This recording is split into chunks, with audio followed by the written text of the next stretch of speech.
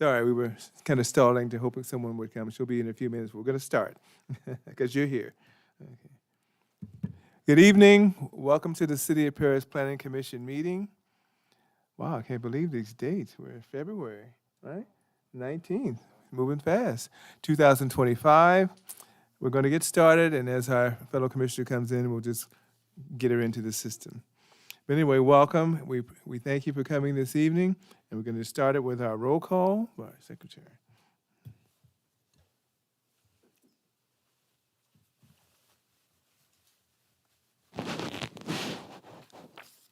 Commissioner Lopez, Here.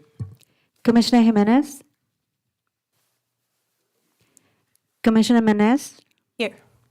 Vice Chair Shively, Here. Chair Hammond. Here. Thank you very much. We'll start with the Pledge of Allegiance by Commissioner Lopez. Please stand for the pledge.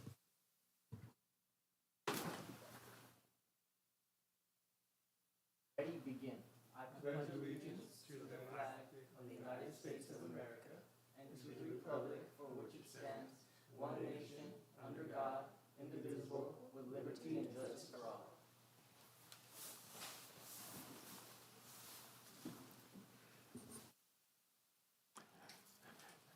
And we're now acknowledging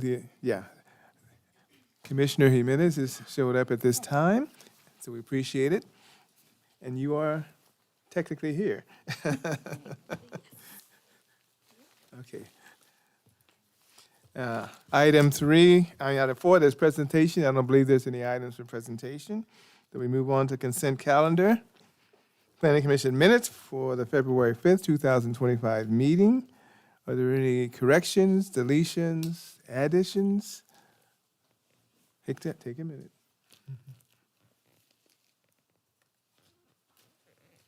Mr. Shive, right? Okay. Seeing none, we open it up for public comment on the consent calendar. And anyone wishing to address this item is can come up to the rostrum. I say rostrum. And if there's anything you'd like to present at this time, with public comment. Seeing no public comment, we close that portion and come to the commission for a motion.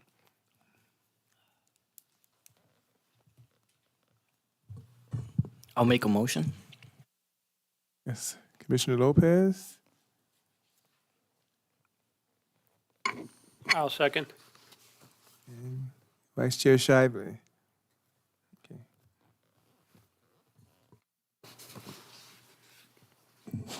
Commissioner Lopez, Yes. Commissioner Jimenez, Yes. Commissioner Menez, Yes. Vice Chair Shively, Yes. Chair Hammond. Yes.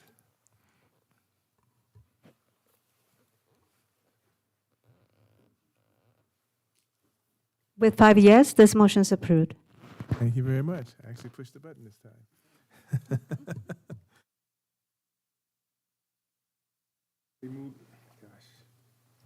This time we move on to item 6A, public hearings. Specific plan amendment.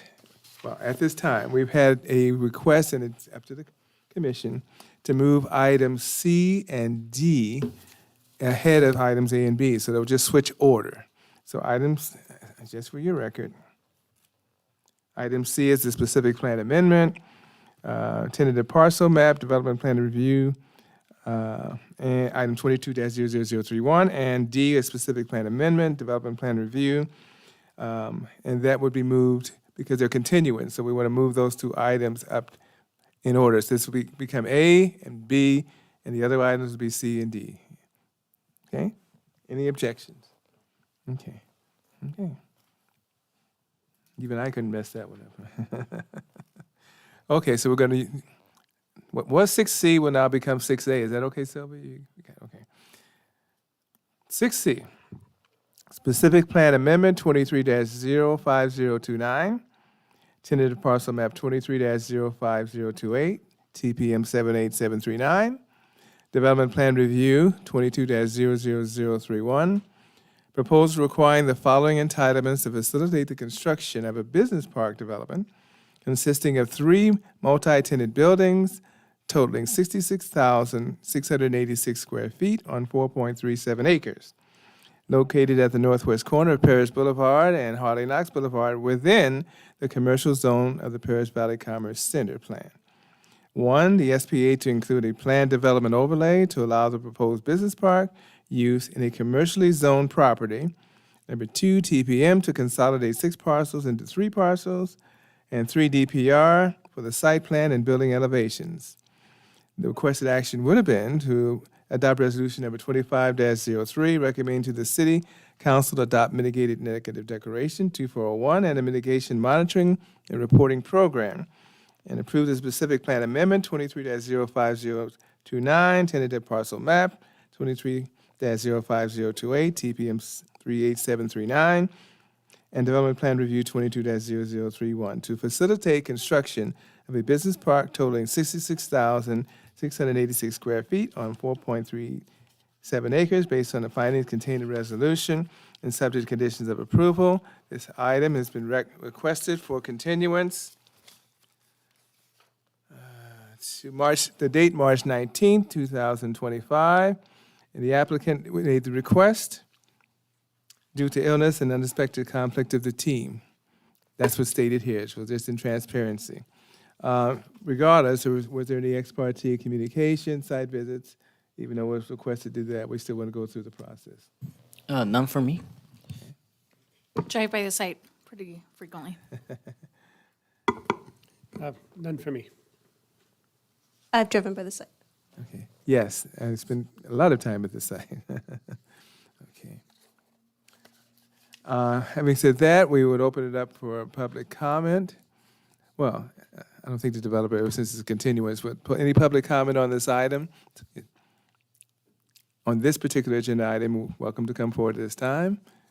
Seeing none, we close the public comment portion, and we have a date-specific time, February 19, 2025, as requested by the applicant. I'm sorry, March 19. Thank you. March 19th, 2025. Thank you.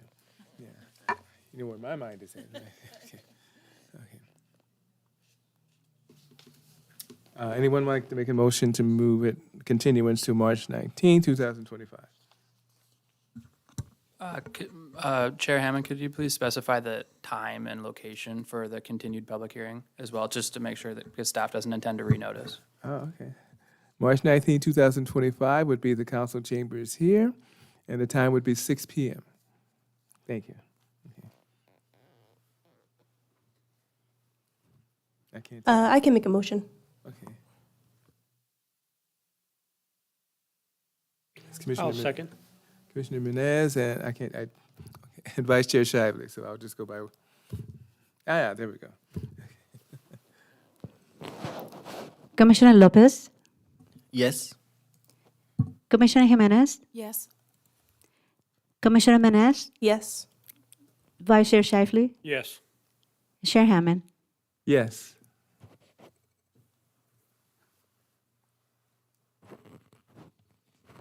With a vote of 5-0, this motion is approved to be continued to March 19, 2025, in the City Council chambers at 6 p.m.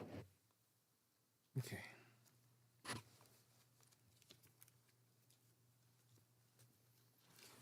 Okay, thank you very much. And with that, we have item which was 6D now becomes 6B.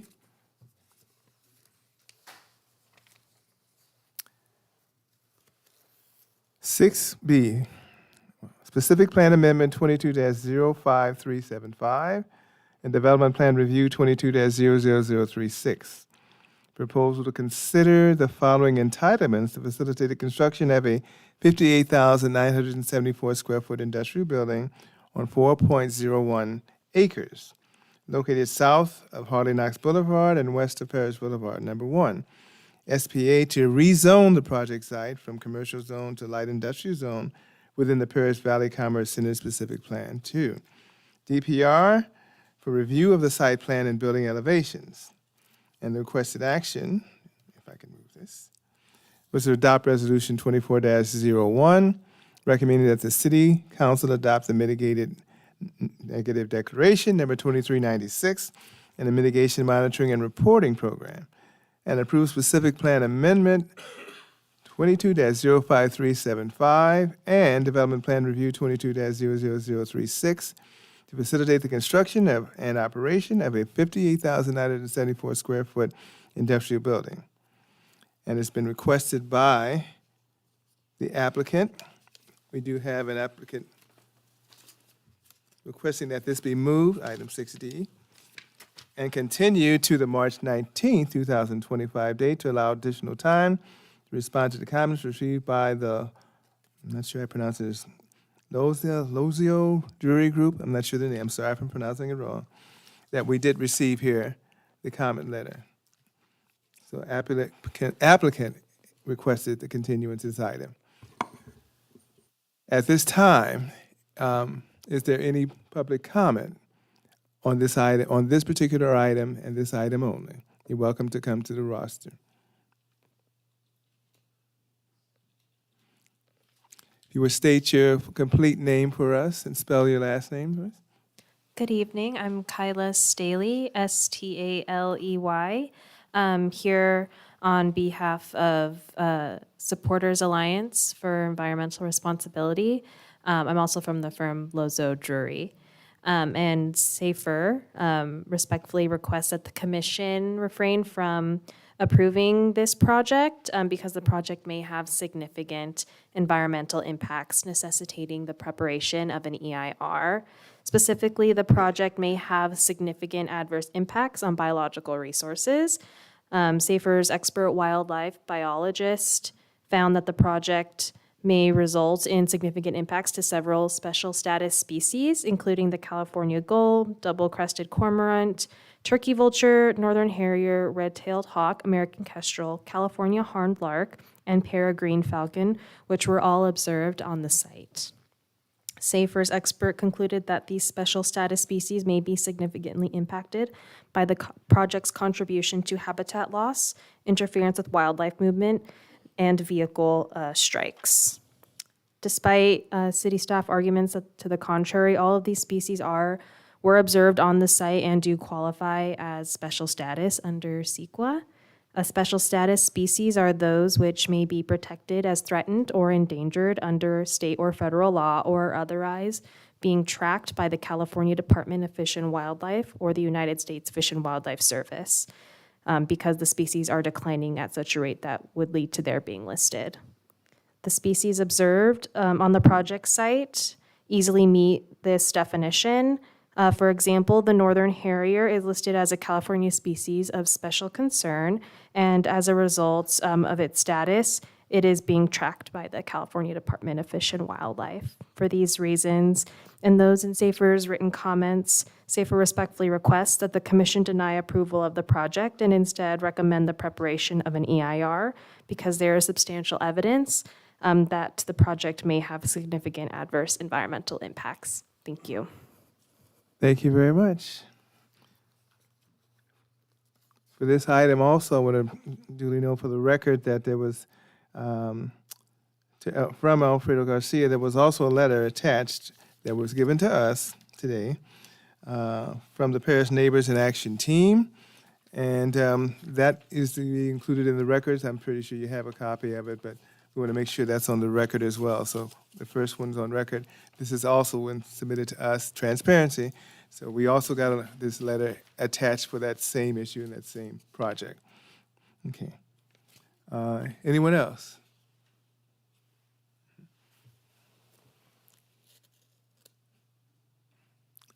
And we know you are, but still state your full name for us.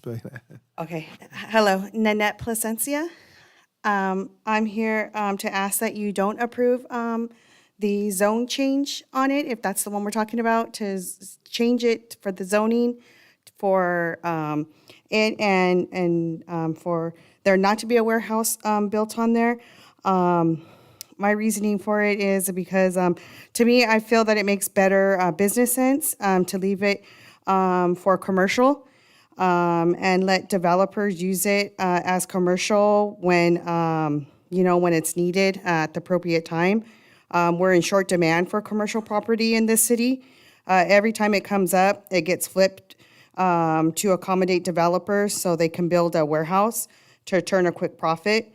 The city has been given over more than enough land for warehousing. It's time the city starts to prosper off other kinds of development. So if we could keep it for commercial, it'd be better, so we could have small business there.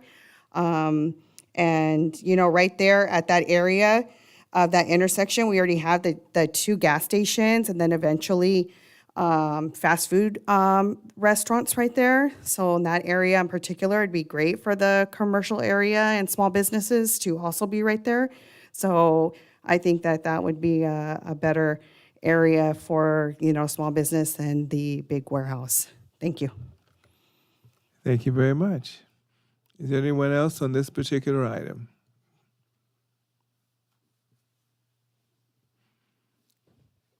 Okay, seeing none, we close the public comment portion.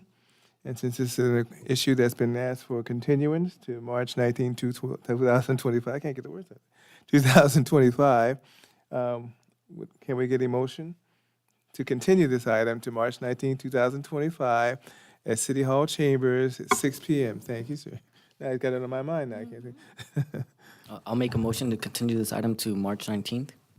Okay, that's Commissioner Lopez I'll second. and Commissioner Jimenez, a second.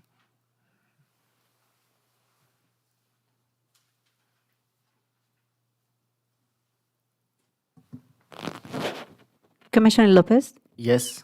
Commissioner Jimenez, Yes? Commissioner Menez, Yes.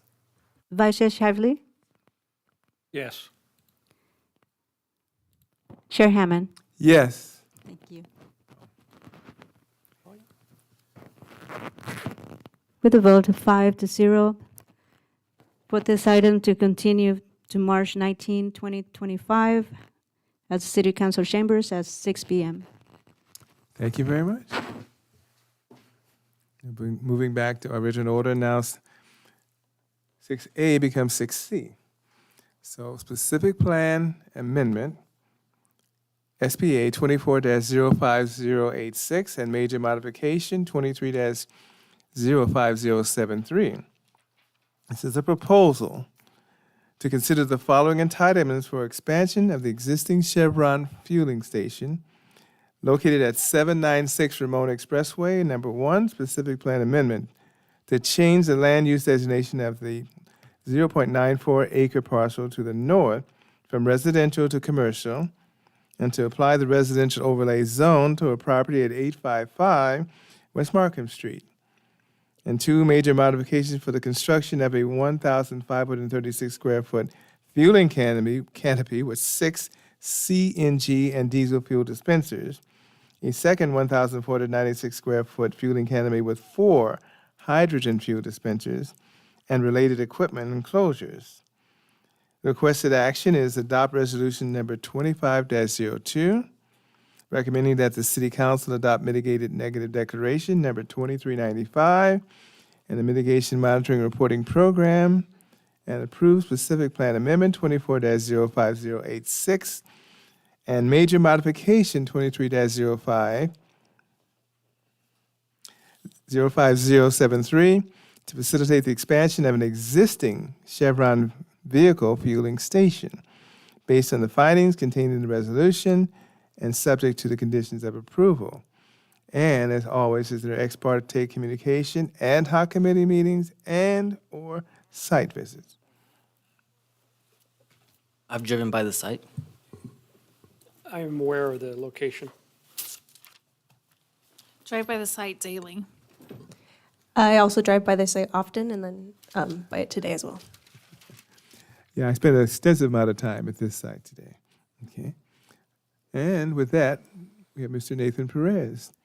Thank you, Mr. Chairman, members of the Planning Commission, Nathan Perez, Senior Planner. Hopefully you guys could hear me now. The third item before you is the Chevron fueling station expansion, which includes compressed natural gas and also hydrogen. And the applicant is Mr. Marwan Alabasi, who's in attendance tonight. As mentioned by the chair, there's two applications associated with this expansion, a specific plan amendment and a major modification. So the project location currently is within the Paris Commerce Center specific plan area. If you look at the exhibit or the PowerPoint, the fueling expansion site is located at 4063 Webster Avenue. And currently there's an existing single-family home that will be proposed to be demolished. And just south of it is the Chevron station. The second site is the residential overlay site located at 855 West Markham Street, which is located north of the slide on the corner of Markham and Webster Avenue. Some of the surrounding land uses next to the fueling expansion site include single-family to the north, industrial to the west, residential to the east, and a shopping center to the south. These are some pictures of my site visit out there. Currently, as I mentioned earlier, there's an existing single-family home proposed to be demolished. And if you notice, on the right-hand side is the existing Chevron station, which is the automated car wash portion of the project. Here's a picture just showing the north view of what's there. And behind there is the backyard of the single-family home. And here is the residential overlay area located along Markham Street. Currently, if you notice per the slide, there's an existing single-family home being used as a caretaker's residence. And if you notice there's a, basically equipment right behind there. So the caretaker's residence takes care of the property. Currently, the project site that's being proposed to be expanded is residential. However, the applicant proposes to rezone roughly a little bit under 1 acre from residential to commercial to facilitate the expansion of the fueling station, which is Chevron. Some of the surrounding land uses or zoning would be residential to the north. To the east is also residential. To the west is light industrial and commercial, and to the south is also commercial. Here's the residential overlay that's being proposed.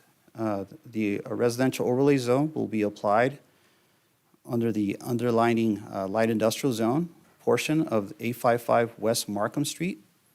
Now, if you notice per the slide, there's currently, the shape of the rezone is trapezoidal.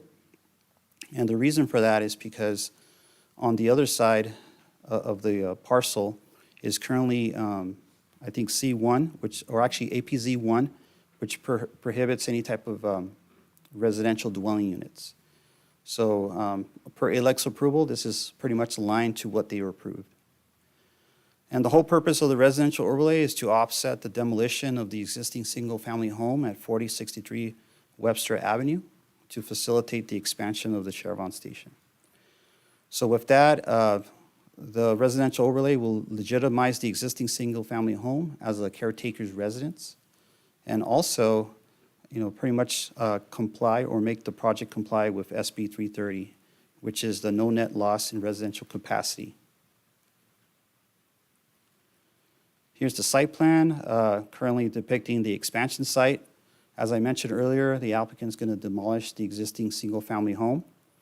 The applicant is proposing 2 canopies for this expansion. The first canopy, which is the rectangle, kind of like in the middle of the slide, proposes 6 compressed natural gas and diesel dispensers on 3 islands. And also the red area, which is also the canopy area, fueling canopy, proposes 4 hydrogen fuel dispensers on 2 islands. Currently, the applicant is proposing 18% landscape coverage to comply with the commercial standards. The applicant is also going to expand the driveway along Webster Avenue, if you look at the red arrows. Also, this equipment associated with this expansion will also have a 12-foot high equipment enclosure, and also actually go down in height up to 8 feet. And also the 8-foot block wall will run along the northerly property line to pretty much conceal all the equipment for the compressed natural gas and hydrogen. So the applicant is being proactive in pretty much coming up to California standards for air quality. City staff has reviewed the project and it complies with the commercial zone development standards. And here's a picture of the H2 and CNG canopy elevations. And I'm not sure if Sylvia could actually pass the materials board to Commissioner Menes, so that way she could take a look at it and then pass it on. Yeah, that's it. And actually is that board also.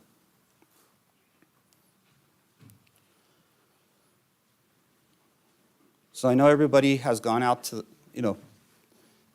I'm pretty sure that most of the commissioners has fueled up on that site, and they'll notice that, the applicant's proposing pretty much the same, colors and materials, so that way it can match the existing fueling canopies. The fueling canopies will be 20 feet in height, and this is the other diesel canopy, which has the 3 fueling islands. So essentially, the architecture will match the existing fueling canopies. Here are the enclosure elevations. Currently, they're proposing roughly around 10 feet in height, and it will also go all the way down to 10 feet.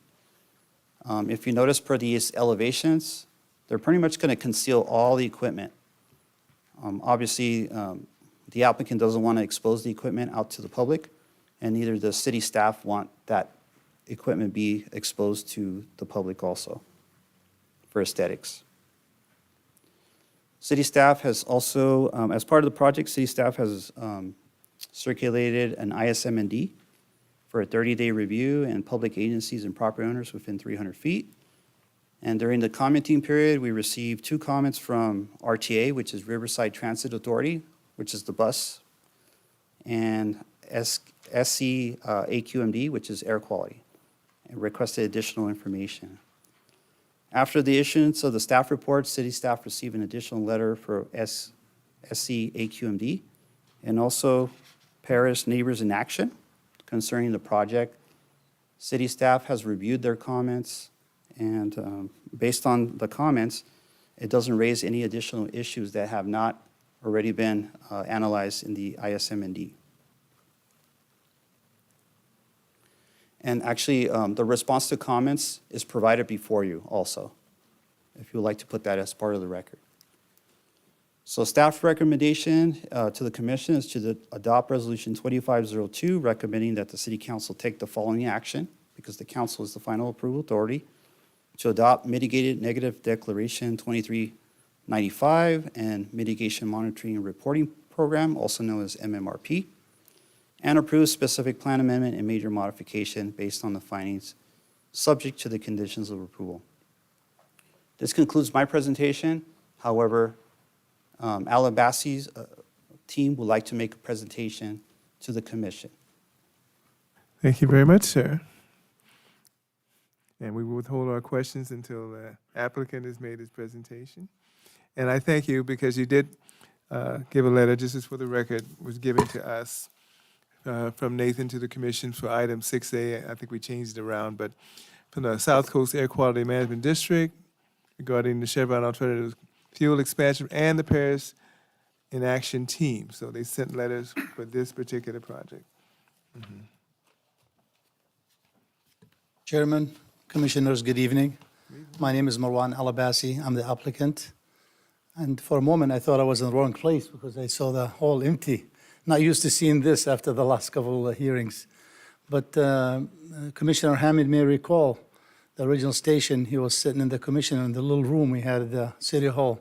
20 years ago, we got it approved. We found an opportunity, actually, on this project to partner with Chevron, who's really one of the leaders in the industry for alternative fuel. So what we saw in this project, and actually was at a convention in Vegas yesterday, and we asked one of our friends from Chevron, he just flew in to join us for some, if anybody has question. This particular project that we're proposing is the first in the US to have alternative fuel, hydrogen, CNG, and alternative diesel, alternative biodiesel in the same location. So I'm proud to announce that. There are some stations in California, not many, hydrogen. Actually, I was informed Moreno Valley, they're about to open one. They just got their first delivery today of a hydrogen station. There are several CNG stations, one of them, the closest one in Fontana on Cherry. So we're going to see hopefully more and more, because without hydrogen, Toyota Mirai, I heard, threatened to pull out and not produce anymore. So we do need the hydrogen for more vehicles to start produce, because there's not many vehicles now that run on hydrogen. CNG has been around for decades, but we're hoping to see more for smaller vehicles. So with this project, this odd-shaped property behind my current development, we purchased it about 10 years ago, and we found this good fit for it. First of all, really, there's no buildings, there's no structures. We just gonna move the wall, the existing wall, and build a new one. And I think Nathan showed that slide earlier. It differs in height. We only have one structure, if we should call it a compound, they call it, or like the trash enclosure almost. That's where all the equipment will be concealed and hidden inside. The fuel, and I know there's a comment, by the way, or a letter from AQMD, we looked into it already, and we found out on the hydrogen side, the threshold is 10,000 kilograms. If you do 10,000 kilograms or more, you're required to have a permit. We're projected to do 1,000, so we're 10% of the threshold. So there's no need for a permit from AQMD. The site is really independent itself, because I heard comment, I think, or I saw comments that we're going to bring more trucks. I know the current truck route, and I've been talking to staff, and I know there's some proposed changes to the current truck route, but as it stands now, there's no trucks on Ramona Expressway next to us. However, on the current station we have right now, well, Mr. Hammond approved it 20 years ago, we have a separate island, we call it the diesel island. But it's a conventional diesel that we all know. The new island is going to have not the conventional diesel, it's going to have a separate tank. If you look in the side plan, which I could go back to it, it's going to have a separate tank, and that's the renewable diesel. The biodiesel, I'm sorry, the term biodiesel. And biodiesel only contains 1% fossil fuel. So 99% is renewable energy. I could get you more detail on it. So it's really clean diesel. And I think California is starting to mandate now a lot of equipment to start switching. So what's happening now, and we feel it, our station that's been open for 20 years, our volume on gas, we dropped close to 50% of what we were doing 20, 15, 18 years ago. A lot of it is, of course, credited to electric cars. I myself just bought one, I'm driving it now. So people switching, even though I own a gas station, because we know the change is coming. Now the change is going to be electric, it's going to be hydrogen, it's going to be all these oil companies recognizing the need for a change.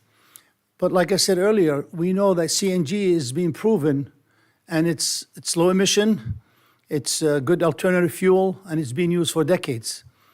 And that's what we intend to have. Part of the site will be CNG. The hydrogen is kind of new, and really it's mostly now for smaller vehicles. I don't think the industry has caught up to start doing it for larger vehicles or trucks. But our intentions, we're not adding a single gasoline fuel station for the new site. There's no gasoline. You cannot get unleaded, you cannot get premium. Because I saw some comments, expansion of gas. There's no gas. There's no regular diesel. It's only going to be CNG, hydrogen, and the biodiesel. So we're hoping with this change, we're going to see that people using less of regular diesel, because I own a trucking company, now we have to start using the new diesel and using the biodiesel, where ultimately, I think the regular diesel is going to go away. So that's our intent. And with more vehicles on CNG and trucks and hydrogen, we're going to see Liz on the gas. In a few years, you might see us back here maybe modifying the gas canopy to add different alternative fuels, because really this is the trend. Like I said, I just came from a convention in Vegas, and that's all you hear about. There's really a trend, not just in California, nationwide, for some changes. So we feel good with the project. I know I've seen a lot of speakers in the past and now saying they're more commercial. Well, this is commercial. It generates taxes. This investment is about $21 million investment. And we are partnering with Chevron, who are present here. And we also have Tony from Stantec, who is our engineer, to answer any questions you may have. And we really like to move forward and hoping that the commissioners will approve the project. If anybody has any question, I'll be happy to answer. Thank you. Thank you very much, sir. So at this time, are there any questions? Not comments, but any questions for the applicant and/or the city? Thank you, Nathan, for the presentation. I do have a couple questions. So you said you got a response letter from South Coast Air, Paris Neighbors in Action, and RTA, but was there any letters or notices from the residences on the north side of the project? We didn't receive any comments or written comments from any neighbors, and I didn't receive any phone calls either Okay. for this project. Okay, and for the applicant, did you guys do outreach to the neighbors in that area? Yes, we did. Corinne? Yes, we spoke to the 3 adjacent houses, and we did the mailers to all the neighbors. And was there any concerns or responses that they really wanted you to focus on? I do not believe any, Corinne? Actually, every single one we went to, they're trying to sell, because Okay. I think that's what we're hearing, that whole area is going to sell and develop into commercial or whatever the next move. But no, nobody had concern. They all said, well, are you going to buy us? I said, no, we're not. We just bought one house and that's it. Okay, and Nathan, in regards to the screening on the north side of the project, I know the brick wall is meandering. It has 8 feet, 10 feet, and 12 feet. So from the angle of where the residence is on the left side, Okay? right above, what is their view? Are they gonna be able to see the trucks, the top of the trucks from their angle? I don't know if you guys did any studies on that or research on that. Yeah, so we actually requested some cross-sections for that. And if you notice, the parcel is really deep, right? So the existing home that's currently north of the project site is currently towards the front. So they won't be able to see any type of canopies along this expansion. And also, if you notice, some of the 8-foot block wall, is basically going above and beyond the requirements of a residential block wall. Okay, all right, perfect. So the 8-foot block wall should be sufficient to block the trucks. That's correct. Okay, perfect. And is there gonna be EV charging stations in this one as well? No, there's no EV charging station, sorry. And does your gas station have it, or? We no? do not have it. Okay. And for the applicant, so the overlay that you guys are trying to apply for, do you guys have any plans to put residential there, or, because I see that you guys have development already there, do you plan on keeping it as it is, or? Are you referring to the Markham property? Yes, there's the one for the overlay, the residential, yeah, that one.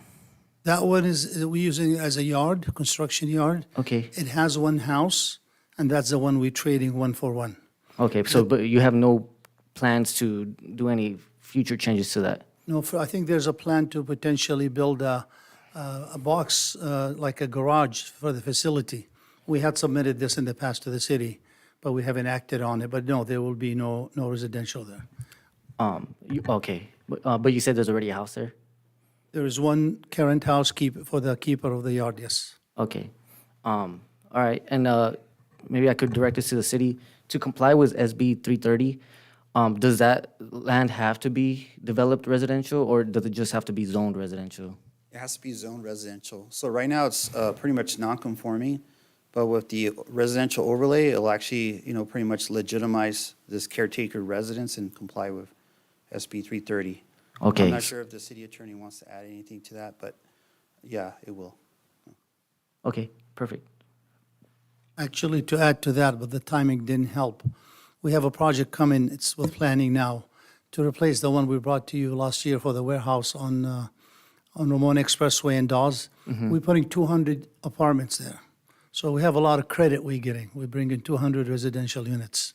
But the timing didn't allow to use them, so we just used the current house we have. Okay, that sounds good. And to the applicant as well, we have these pillars, the material board. Are you open to changing this material? I don't know if my commissioners feel the same as I do, but I feel like the tile may be a little outdated.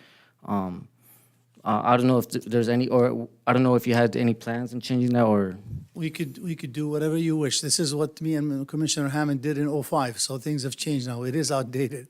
So if there's a need, we're open to it. We just want it to match, just to give it the same look, but we're not stuck on it. Okay, all right. I'm open to discussion on that one, but, Absolutely. okay, thank you. No further questions.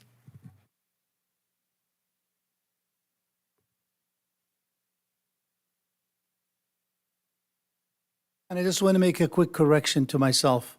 When I said CNG, I was just informed it's a renewable CNG. It's not your conventional CNG. So it's 100% renewable. Nathan, did we have a site plan circulation plan for cars accessing and exiting? Because I do frequent that place a lot. And exiting, making a left is like you kind of close your eyes and go for it. Yeah. So I'm pretty sure you're referring to Webster, so I'm not sure if the city attorney, city engineer wants to talk a little bit more about the access of the site.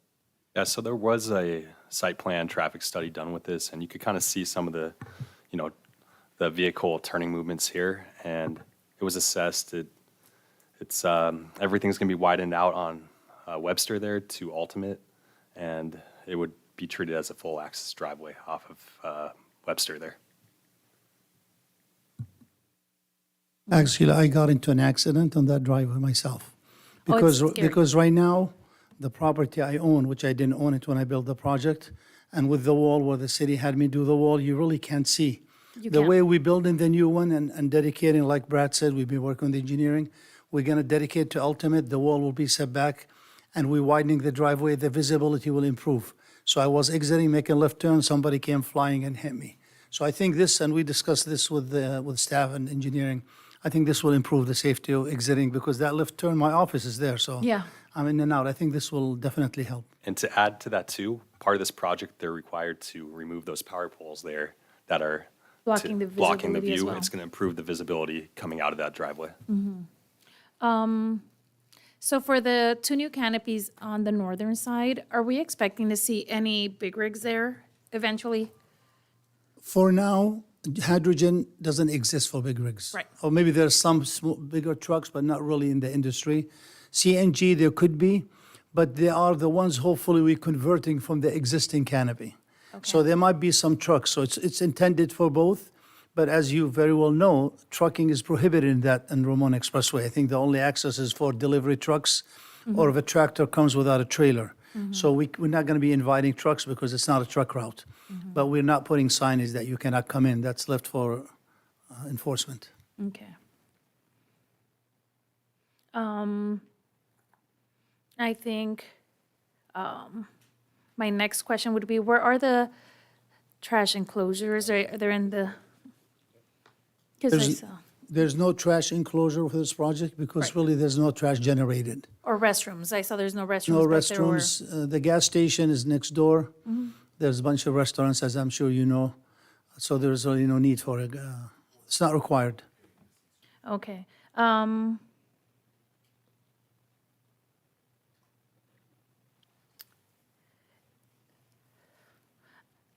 I think that's it for my questions. I'm trying to phrase my questions, turn my thoughts into questions, so.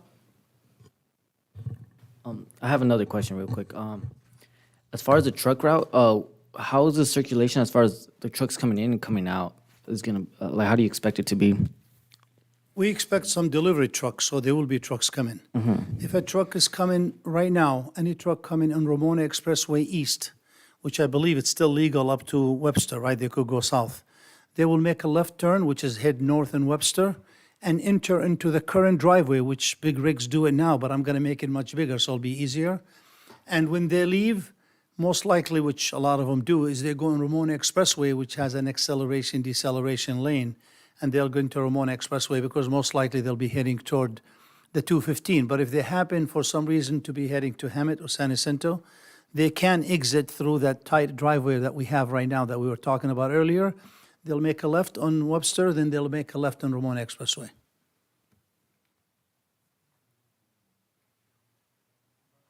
But how are they gonna enter the property through Brennan or? Brennan is an option if you come in west on Ramona Expressway, but Brennan is not wide enough. Any truck that comes in right now to the current facility, delivery or food delivery, they come in through that big driveway on Ramon Expressway. That's the best because there's no left on it. It's only right in. But if somebody coming from the 215, the only way to go into the project is to make a left on Webster, which is north, and then the only place you have is just to go in the current driveway, which is nice wide, but it's going to get much, much better. Okay, thank you. I did want to ask, what mitigation systems we're going to have because, funny, this picture has, 4 big rigs parked in front going westbound where it's not a truck route. And then there's one there and there's one traveling right there. So what steps can we take to, and I know, what is it? They've been patrolling that area a lot more, so I haven't seen that as much as I have in the past. But is there anything that we can do to help mitigate that? Because I have tried to make a right in on Ramona, and there's been a big rig there. Actually, the city approached me on that. This is old picture. You will not see that anymore now. Brad and I talked about it, John. They used to park there because there is really no parking for them. So now the city have put no parking signage. They painted it red. And they've been, I saw CHP today. They're almost daily there. So it's more of an enforcement issue because they should not be parked. There's no truck parking that area. But to see that big wide lane, they love it to park. They're not coming to my facility, by the way. Most of them are going to Harry's Diner to get a sandwich because if they need to get in fuel, they'll get inside. So they just park there to get fuel. I think it's going to be the city continue to enforce it. And another question, you bought the property to the north. Who owns the property in between Carl's Jr. and Harry's? I own the entire project. I sold to Carl's Jr. 5 years ago, and we recently, a couple of years ago, we sold it. They were supposed to put a sit-down Mexican restaurant. I don't know, Ramsey. What is it? Benitez Express. They own some restaurants. I think they're working with staff now, The empty lot? but I don't own it anymore. We sold it to a Mexican sit-down restaurant. Oh, okay, so that empty lot is not your property anymore? It's not my property. It's not involved in this project. Okay. And because you sold it, you couldn't ask to buy it back? I'm asking why that spot instead of the one that, finished the frontal line? Oh, yeah, the front, and we figured when I initially put that diesel canopy in the back, we had some pushback on it. I actually had a bigger canopy, and the commissioner didn't want it, and councilman back then wanted it. They didn't want it in the front, so we figured you don't want to put a canopy in the front. It's better to have it in the Okay. back. But I still don't own it anyway, so Yeah. I have no say in it. Okay, thank you. I have a couple questions also for you. So I am curious. I actually used to drive a bus in college, and it was really fun. And it went off of CNG. And at the end of the day, when I had to fuel it, it was really loud and stinky. May I ask, what sort of mitigation measures do we have in place to shield the nearby residents from that, the odor? And then again, when the machines are on, you can't even hear your thoughts. So they're very loud. What are we doing to shield the nearby residents from that? I'm going to let Joe address that, but I was informed that CNG, and you must know more than me about it, that those gases, when released, they go straight up. So the fume goes straight up. And the 8-foot wall is, you don't want to go any higher. It's actually 10 goes to 12. So there's a good wall that's preventing any noise from traveling to the north. And we work strategically with staff to move the canopy further to the center. Initially, we had it closer to Webster to try to stay away from the residential line because most of these houses, the houses are closer to Webster. So it's kind of further to the west. But Joe, if you could add something to the noise factor. Pleasure to meet everyone. Joe Matzner with Chevron from the Renewables Department. Joe Matzner, Renewables, Chevron. Pleasure to meet you. Thanks for having me. Marwan actually did a very good job addressing most of it. So the bus that you probably drove back in the day is not the technology that you see out there today. I don't know how long ago it was, but It was like 2 years ago. Technologies have changed. And again, we're aiming more towards light duty here as well. But he mentioned, right, we've got the compression equipment is in an 8-foot CMU enclosure, if not higher. The decibel level is at 70, which is probably I'm talking louder than that probably right now as I speak into the microphone when running, and when idling, it's at 54 is the decibel level.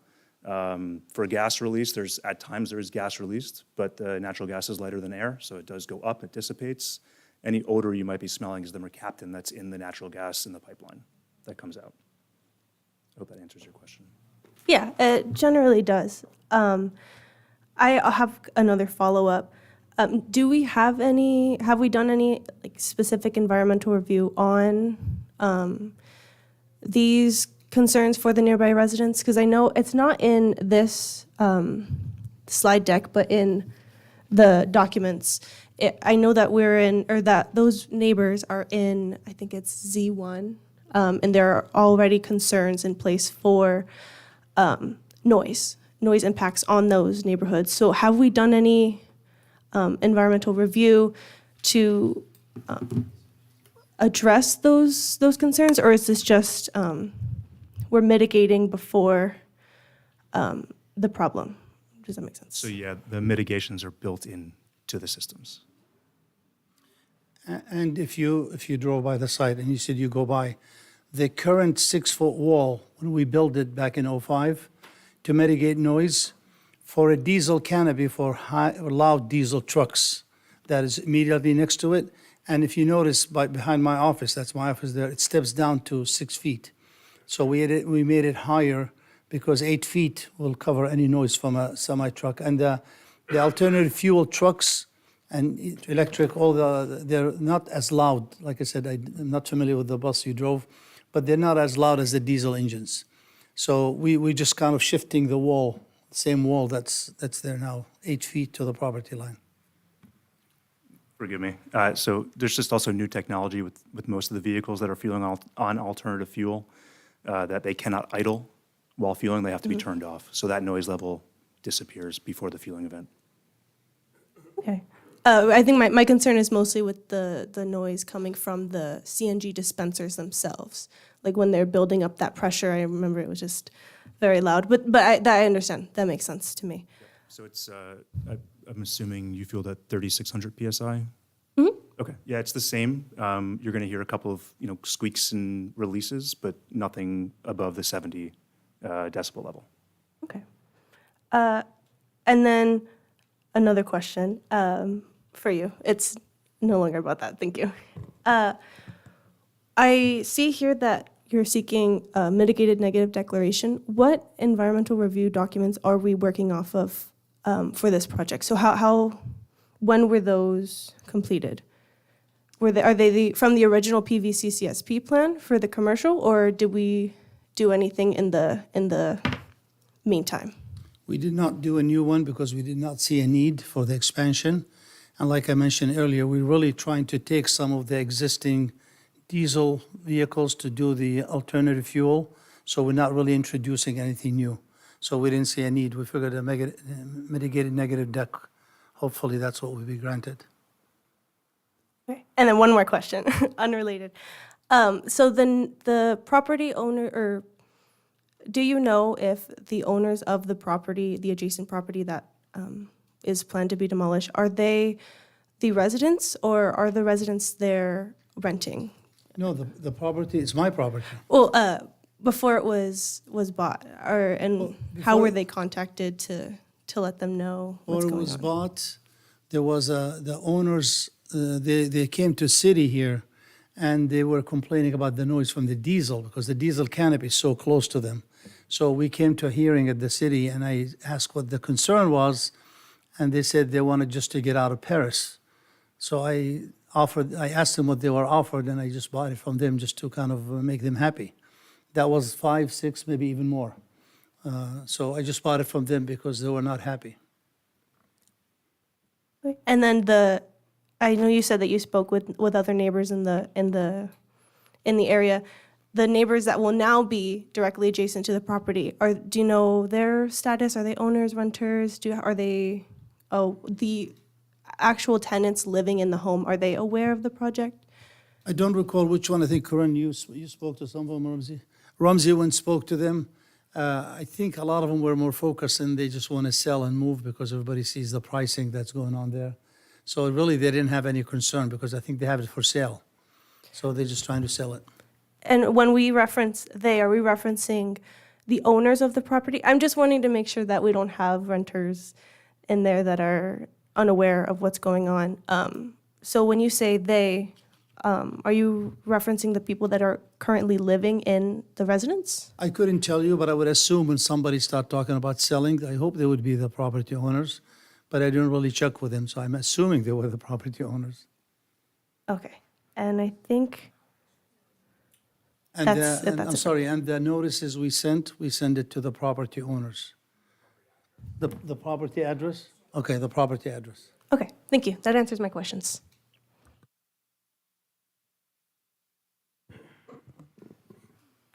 Benjamin, can you clarify the requirements of SB 330 and what the requirements are to exchange a residential property for another piece of? Yeah, so essentially, if you're demolishing an existing home or residence, you have to process, essentially, you have to replace that unit concurrently. So I'm not sure. It's not based off of square footage of lot, it's just based off one-to-one residential units? That's correct. So this new overlay zone, does the current resident split the proposed overlay zone?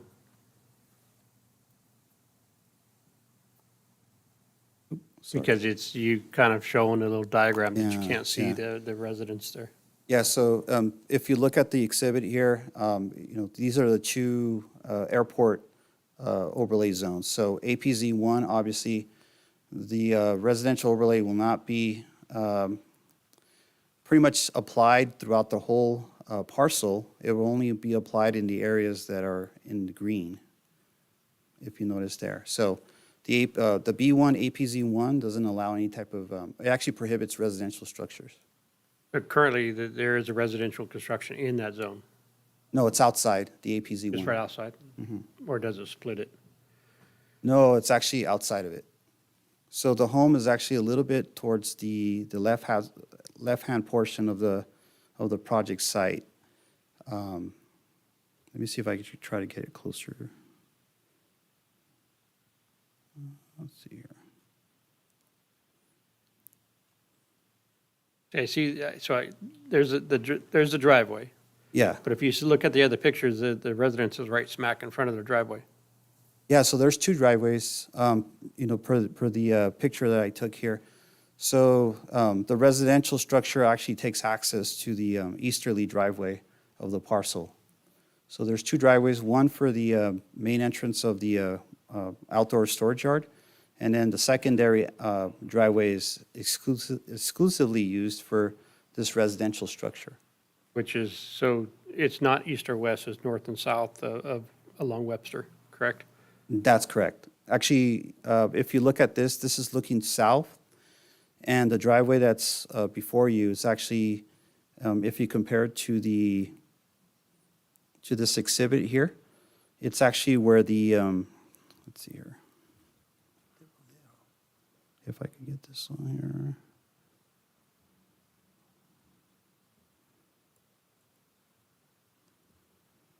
It's actually right here, in this area right here. So the picture's from Markham Street. Okay. Yeah, it's this area, sorry. I was looking at the Webster, and they have an access at that point, so that's what was confusing me. Okay. Have some more? And then the power pole that's being removed, is it being relocated or undergrounded? There's going to be 2 power poles. We have to underground them. That's what it is in rules, and that's what the city, I'm sure you're going to condition that, so we will be undergrounding them. Okay. Right, engineering has condition number 11, and it's our typical standard condition to underground. Okay. Unless it's a high power, but I don't think it's on this particular one. Correct, it's a 66 kilovolt threshold for that. I undergrounded few of them 2005, so this will be a continuation to that. Okay, thank you.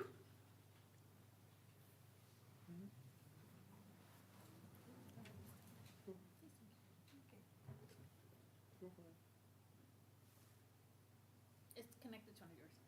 So under SB 330, is there any stipulation that it has to remain that way when you do the swap of 1-for-1? Or is there potential where we can be playing dominoes and then I swap 1-for-1 later and 1-for-1 later and 1-for-1 later? Yeah, I'd like to refer that over to the city attorney for more. Okay, Yeah, he's the guru, so. because we're playing bouncy ball, that's. Yeah, so all it says is that if a city is changing a land use designation or zoning ordinance to a less intensive use or reducing the intensity of land use, the city can concurrently make a change to the development standards, policies, and conditions applicable to another parcel within the jurisdiction to ensure that there is no net loss in residential capacity. So I think the idea here is you're losing one single-family residence and you're replacing one single-family residence on another parcel, which complies with SB 330. Okay, but then that one can potentially in the future be swapped out for Well, another I one? don't think you get into speculation of what happens in the future. You just look at this action and are you ensuring that there's no net loss with this action? You're taking the concurrent action to make up for the one unit, the one single-family residence that you're losing Okay. in the zoning. Thank you. And then my second question, Nathan, did we do any studies of distance where the previous house was to the closest fueling station? Like, can we go to what is currently there? Yes, so the house that was existing, or is existing, but is to be demolished. Do we have a guide of the distance between that corner to the nearest fueling station and a new one of the corner of the new neighbor to the north and the nearest fueling station?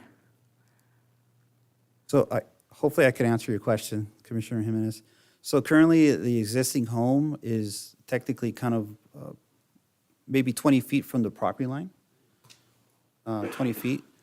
But with the new expansion, based on that, the distance from the canopy to the existing home to the north, I kind of did a research, and it was roughly around 35 feet distance. So it's actually, with the demolition and expansion, is actually going to increase the distance, from the existing fueling canopies. So you didn't measure, right? Because I really wanted to see what the distance was from, like, their window, the wall, and the nearest one, or like the furthest corner to it compared to the new setting. That would have been very helpful to see exact distance from their windows, their backyard door to the nearest fueling station. I don't know if you have an answer. Well, if you notice the property to the north, not the one I own, the one to the north, there's like a fence. That property is almost the same size like mine, almost 1 acre. There's like a fence dividing it where the house itself has, I don't know if you see the line straight up from the rectangular. So the lower portion or the right side is a storage. And currently myself and almost every property, if you drive and you kind of try to sneak and look, they are all either contractor yards or storage for some manufacturing. So I don't know if there's many of them with grass and backyard to a typical house you see. So all these houses there are really being used, and if you could go on Google and look down, they've been used mostly for storage, and that's what we're doing right now. It's being used for storage. And when we initially built the station, if you're familiar with it, at the west side or the left side of the building, there's a car wash. And the car wash tunnel, the entrance is right there, so the noise usually travels to the north. And the house was, if you look at it, the house was directly across from the car wash. And doing some research and talking to the Chevron folks, the noise from CNG and from hydrogen is a lot less than car wash. And look how much further we pushed it to the east. And the house to the east is also much further in Brennan. So really where the compound is, where the equipment, behind us, you could go about 150, 200 feet before you get to a house anywhere around it. So that's where the equipment is, in that area by the square where it says compound, that's where all the equipment is. So it's much further than where we had the car wash equipment, which is a lot louder than the current equipment we're proposing.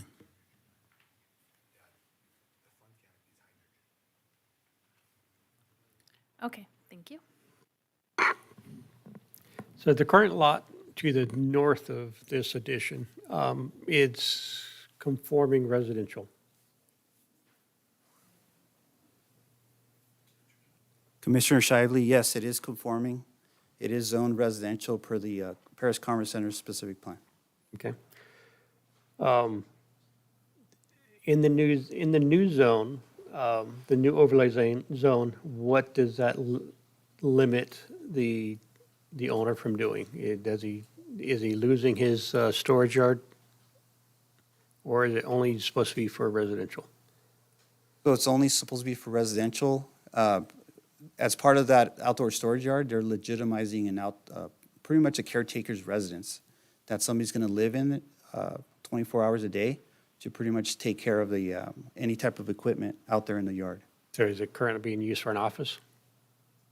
There's no office. No office. It's still as a caretaker's currently. Yes, sir. They live, there's a family, one employee lives in it. Okay. So the overlay zone allows for the storage yard.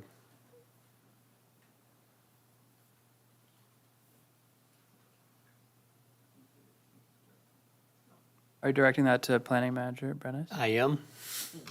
Sorry. Can you please repeat the question? Question. Does the overlay zone allow for storage? So the overlay zone is intended to allow for residential use. The underlying zone will remain to allow for the existing use to be a legal conforming use. It's kind of like the, what's the other one? A PDO, Plan Development Overlay, where you have the underlying zone, but the PDO gives you flexibility to have other uses. So an SB 330 apparently allows for the overlay zone, but it doesn't require you to carry the same zone as what you're giving up?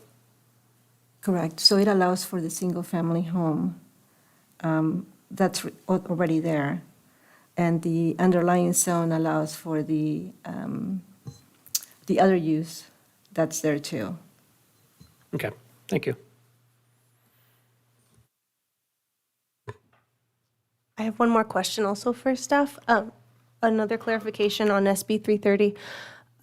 Are the requirements to be in compliance for SB 330 just that an equivalent amount of land needs to be upzoned, or do we have to also take into account the net number of dwelling units?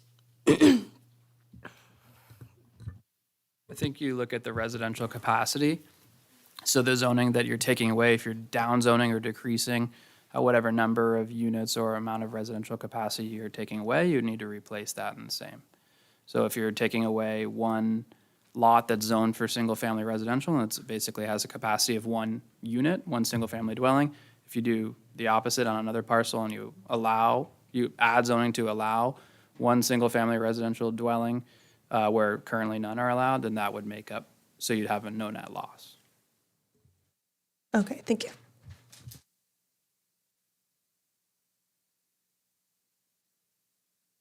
Okay, should I prolong the agony, huh? Okay, originally I was here back then. I'm going to be totally honest with you. The commission had a problem with the diesel in the back, and we made it very well known back in that time that we had a problem with diesel trucks in the back because of the noise and other things, as we find out that's an issue. But that's back then, so none of them are here, none of them are around. But that's one of the issues. We didn't have a problem with the front. It was the trucks going in the back. And that was the initial issue back then. We're a lot tougher now. But one of the things, too, this is an engineering thing. There's a diesel canopy area, and there's storm flows that are going to be put in some subgrade drainage thing that's going to be there. When you initially see this without having knowledge, you think something could blow up, something could have an issue there, and it's going to be right there across from the homes. So when you initially think that the CNG have an issue blowing up, we know water doesn't have an issue, but you're putting it all during diesel. Now, that's without knowing that house was going to be demolished in that area, but it's still pushed back against that wall.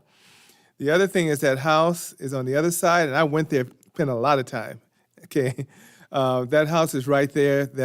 Not the one taken away, the one north there is still close. It's still close. And let's get a reality check. Trucks may be driving in from Webster, but they may go out on Brennan and turn right, regardless of the size, because you got two choices. If you're coming in with a large truck, you're going to have to make a U-turn in there. And so you're either going to go out Brennan or you got to come all the way around and come make the turn all the way to go back to Webster and make a left down Webster.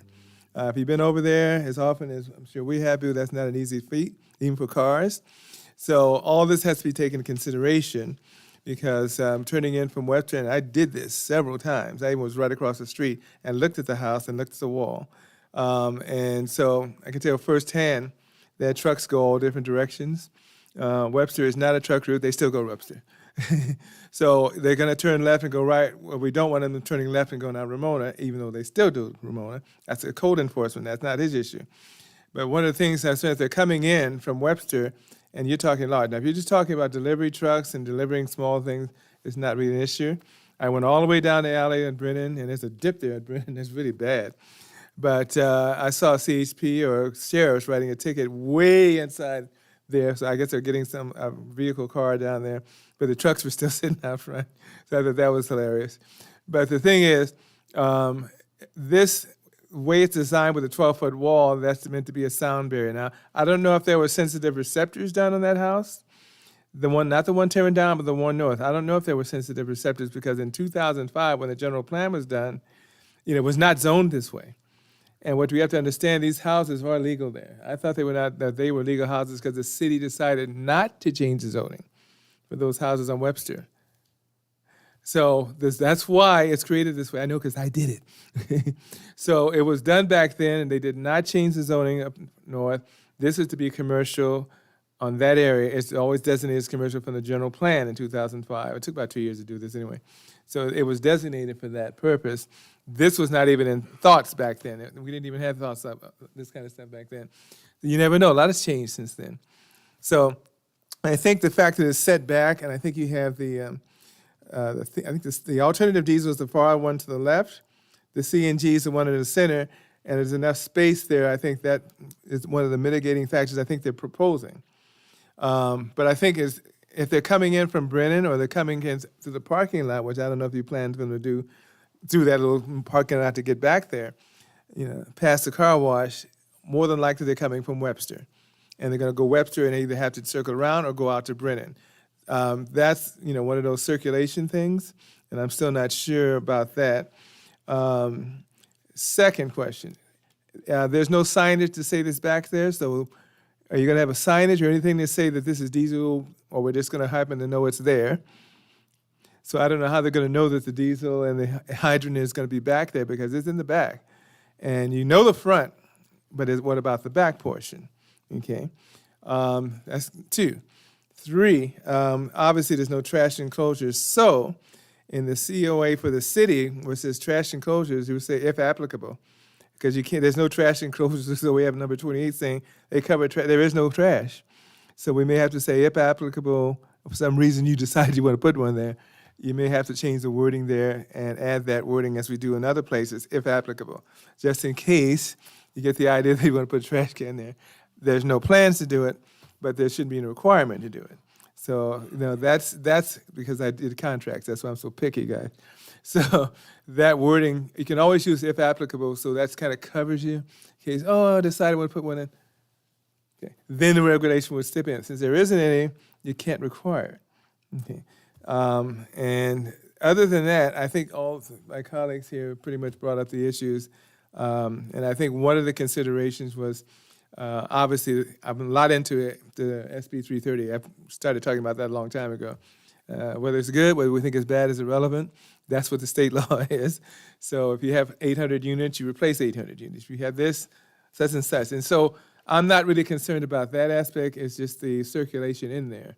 I'm just wondering if the circulation in and around is intended to go, engineer, to Brennan, or it's intended to make a circle to come back out that direction to go back to Webster.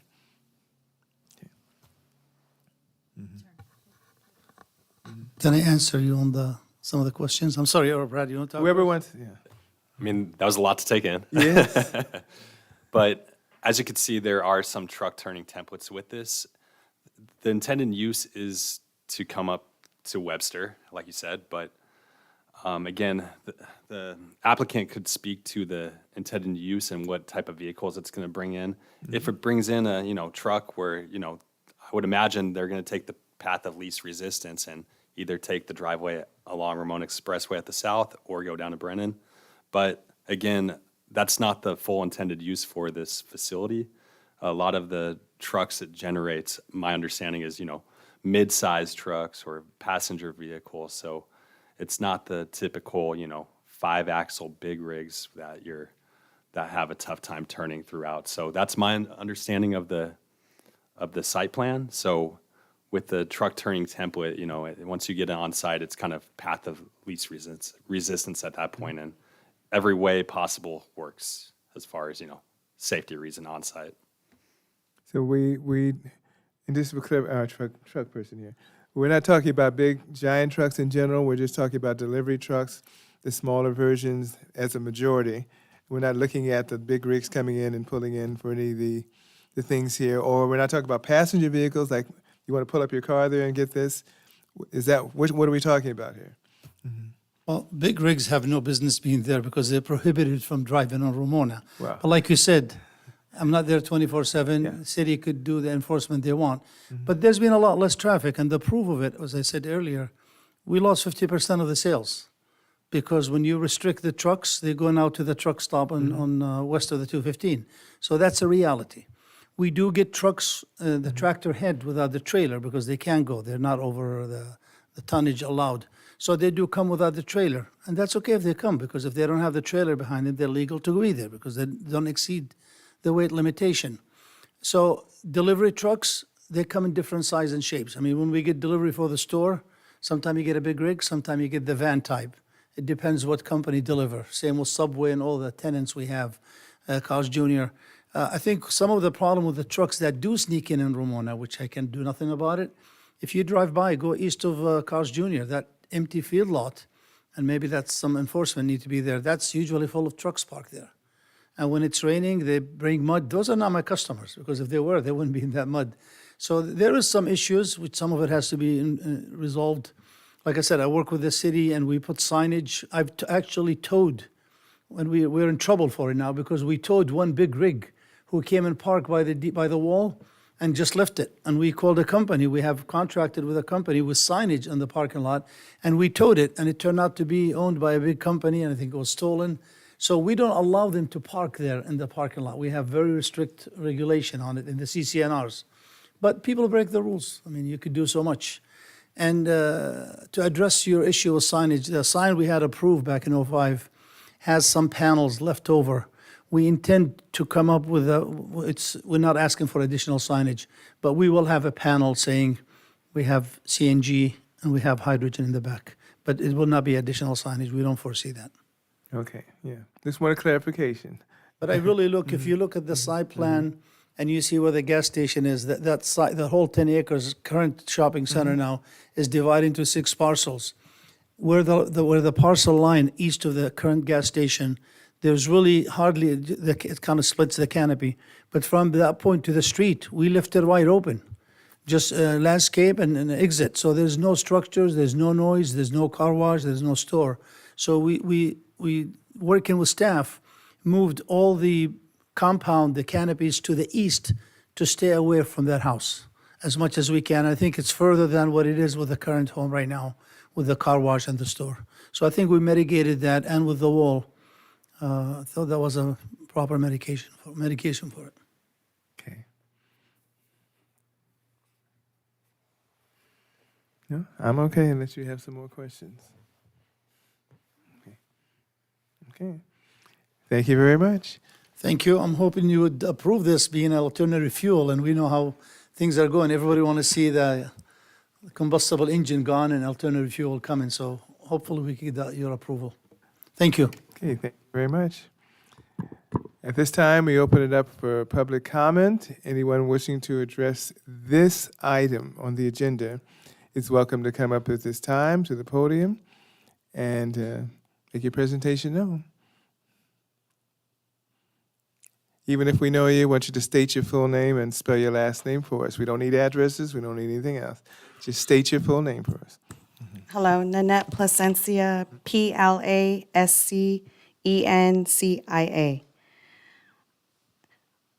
My concern with this project is the sensitive area where he wants this fueling station built.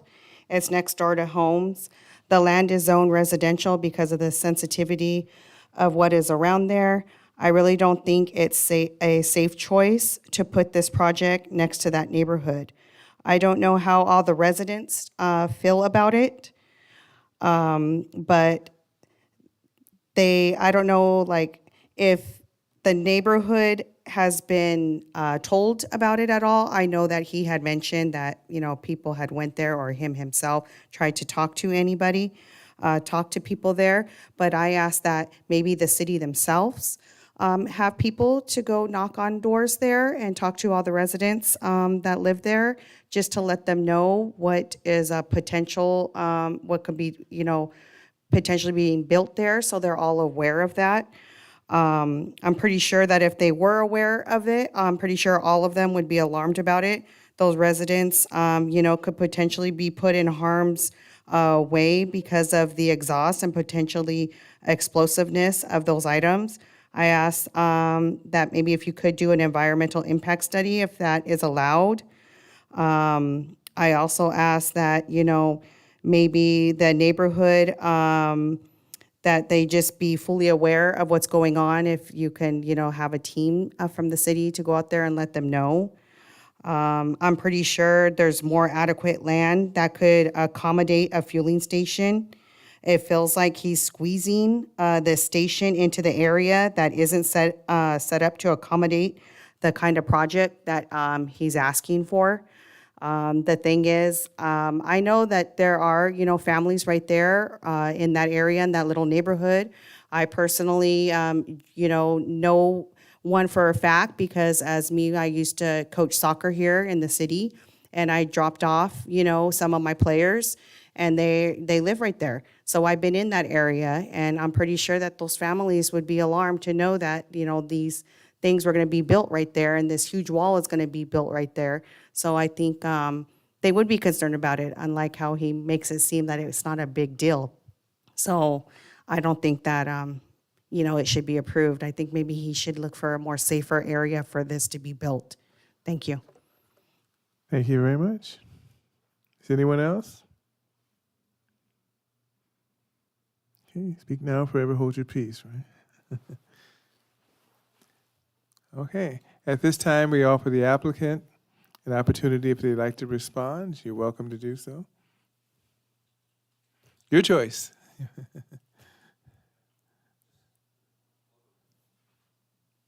Gonna allow Joe and Ramsey to speak. But thank you. I think I said what I need to say. Thank you again for having me up here. Sorry. I'm not used, I travel around the country doing this. It's always different heights. I apologize. Not a laughing matter, though, but I want to expand on the word explosion. Explosion assumes there's something combusting and blowing up. Hydrogen, renewable natural gas is stored at a high pressure. If there is any type of release, it would be a release of pressure, not an explosion. You'd need to have a significant event take place with an existing flame of some kind for there to be some type of explosion. So I just want to be clear, right? If there's any event, it would be a release of pressure, which the design of the compound and the design of the canopy is accommodating to any potential release. So just wanted to expand on that. Good evening, Ramsey Alabassi. I'm going to respond to the comments on behalf of us, the applicant. We just want to be clear. The reason that we brought Chevron here, when we build gas stations, it's usually us building them, not Chevron. In this specific instance, the investment is coming from Chevron with state and federal credits that they get. So this is a unique one-chance opportunity to get this in the city. If we don't do it here, it's not going to exist. There's a lot of credits going in it. So, in all the planning commissions we've been to, we don't want diesel trucks on the road, diesel trucks. This is how you get rid of diesel trucks. You need to provide the alternative to it. And if we don't build it here, it's not going to come. This is the only option. This doesn't exist anywhere in the country, as my dad Marwan elaborated on earlier. There is no full alternative fueling facility that offers hydrogen, CNG, and biodiesel. So this is, how we can move forward with it. It's a $21 million investment by Chevron. They're making the investment. And yeah, this is, if you want to take a step, towards having renewable sources, get rid of diesel trucks on the road. This is that first step. This is how you do it. Thank you. Hey, thank you. That's it for you guys? Okay. Thank you very much. At this time, we close the public comment portion, actually, public hearing portion, and bring it back to the commission for discussion, analysis, whatever word you want to use. Initially looking into this project, my biggest concern was, of course, the sensitive receptors to the north of the project, and the screening, making sure that the trucks or the residents don't see any of the trucks or anything. So I feel a lot better knowing that the wall, the brick wall, is tall enough and sufficient enough to provide that type of screening that we need. And I was concerned about the trucks that were gonna go visit this site, but now hearing that it's only gonna be smaller trucks, no big rigs, understanding that Ramona Expressway is not a truck route, I do feel a lot more comfortable with knowing that it's just gonna be regular vehicles, and smaller box trucks that's gonna be visiting this fueling station. I was concerned about the loss of the residential zoning, but knowing that we're still compliant with SB 330, I do feel a lot more comfortable with that as well. And looking into the renewable energy or renewable fuels, I did see that the farthest one was, or the closest one was in Corona or Riverside area, and then further than that is like Orange County, Los Angeles County. So definitely this area of the IE definitely is in need of that. So I do thank the applicant for considering Paris to be that fuel source for renewable energy. And that pretty much covers most of the concerns that I had. I do want to add a condition for city staff if they could review the pillars, the material for the pillars and colors for that. I'm open to city staff's discretion on that. And no further comments. Commissioner Lopez, for clarification, you're referring to the canopy? The canopy, yes. Oh, okay. Thank you.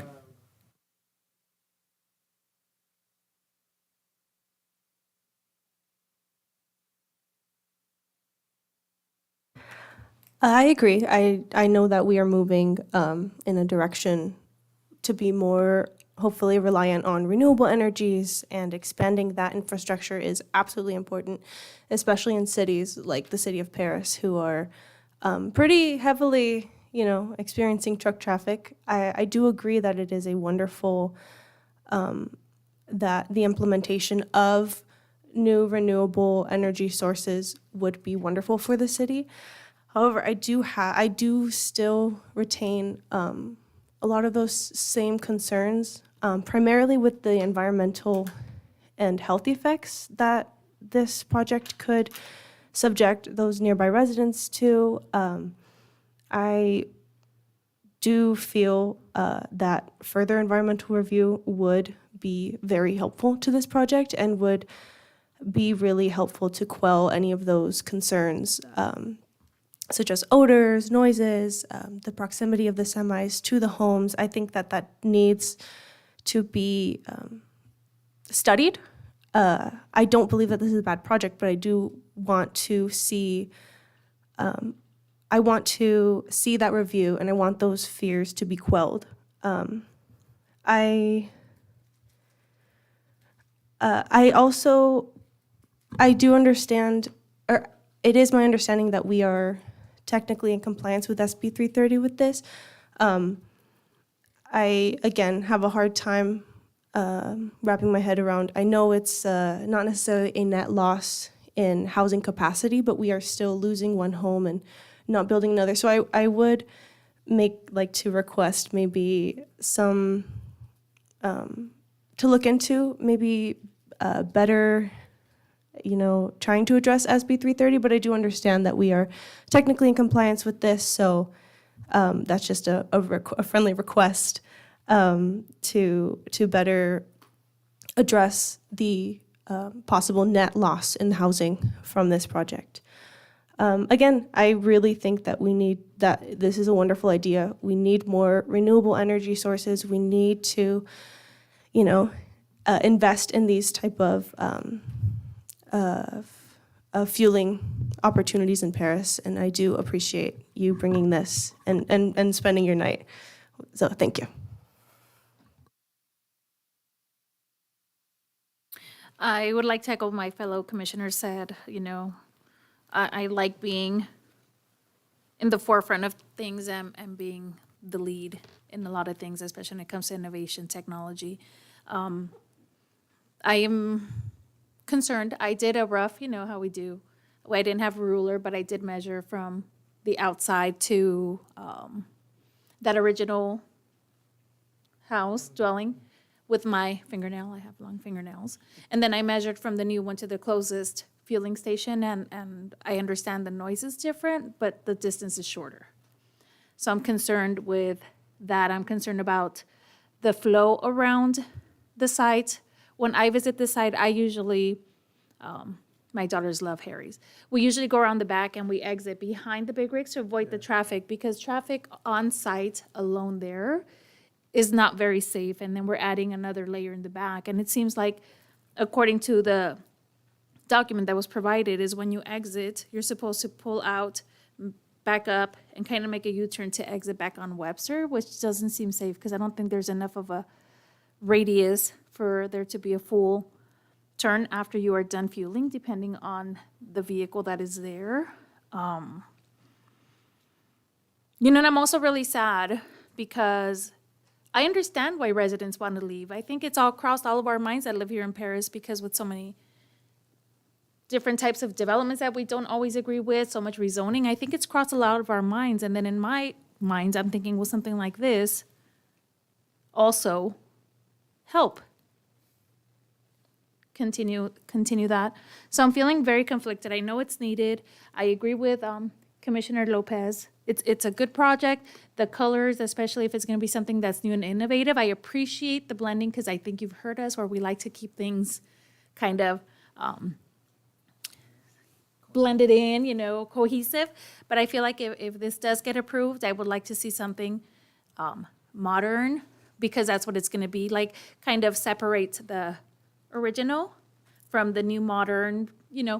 I think people that are buying renewable energy cars are younger, many a times more techie, so they're kind of looking for that feel. Like, you want to feel at home in your car and also in the environment where you're fueling and in that space. So that would be my recommendation, is to do that, and maybe even further mitigation, looking at the landscaping and how we can mitigate the sounds between the fueling station. I understand it's kind of far from the house. People don't usually use their backyards in that area. I don't think a lot of people do anymore. But really finding ways to mitigate that sound. Odors, if they do escape, I know there's different type of nature that we can use to absorb some of that, or ventilation systems, anything that we can use if it does get approved. So that's where I'm at. Thank you. All yours.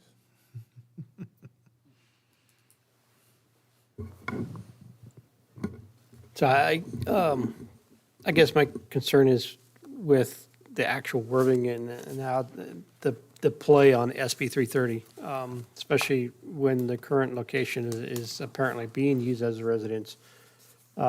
So changing one zone for another zone that's already has a residence in it, is that really justifiable as to be able to rezone another piece of property for that? That's kind of a question that I'm kind of thinking about.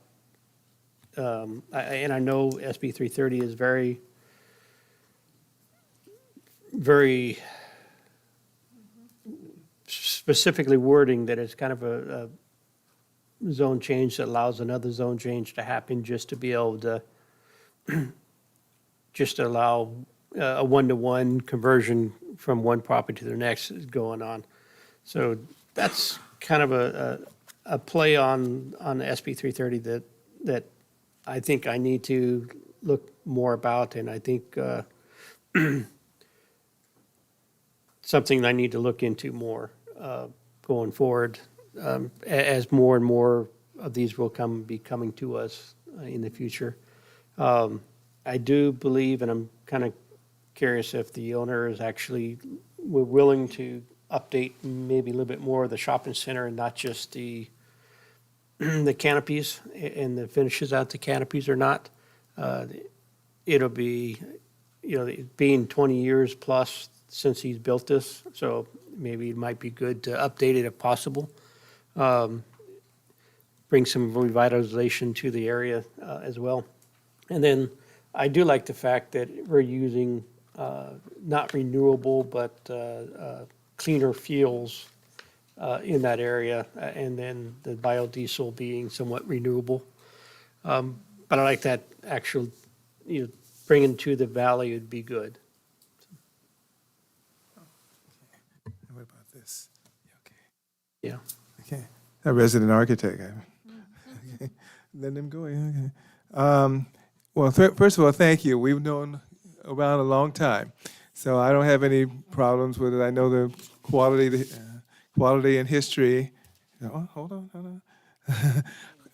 I'll open up in a second. Initially, when you see this, when I saw this, I'm going, what are you talking about? Right up against residents. The residential person willingly did this. This is not eminent domain. This isn't coming in and saying, we're going to take your property. This person is giving up the property. Okay. The idea of 330, we didn't create SB 330, the state did. Okay. So that is something, and I know it's called the Housing Recovery Act, and I don't want to comment on what I think about it one way or the other, but that is the law. So it's conforming to the law. And so it's not even so much a question that I could do, but that's what it is. I use the word alternative because you're always going to have fuel. You're not going to get rid of fuel truck. You're not going to totally get rid of it, and it's just nonsense to think you are. It's not going to happen. The thing is, you have alternatives. CNG's been around a long time, and I'm older than what CNG's been around. I've been older than that. Okay, so I remember that. It takes gradually coming in. Okay, and then we had ethanol, all the corn stuff, and I don't know where that went. Then hydrogen. These are alternatives, and we've been asking for alternatives. We've been asking for things, and Chevron is willing to come in with this and willing to fund it.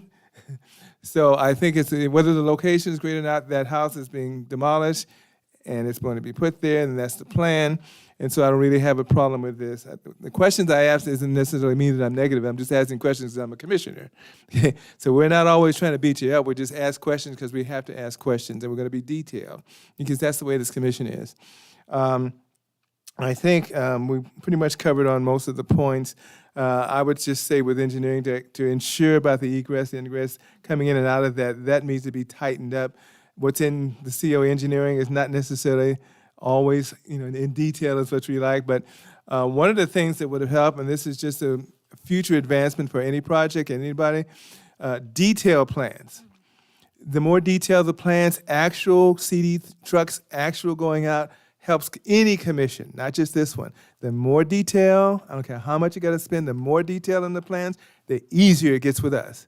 The more we got to ask questions because we don't see things like the actual wall would look like. What it would look like when this is demolished. I'm just giving you from 23 years of experience. There's nobody been here 23 years, okay? 23 years of projects, the more detail, the less questions. The less detail, we're going to hammer you, okay? And that's for anybody coming after this or it's before.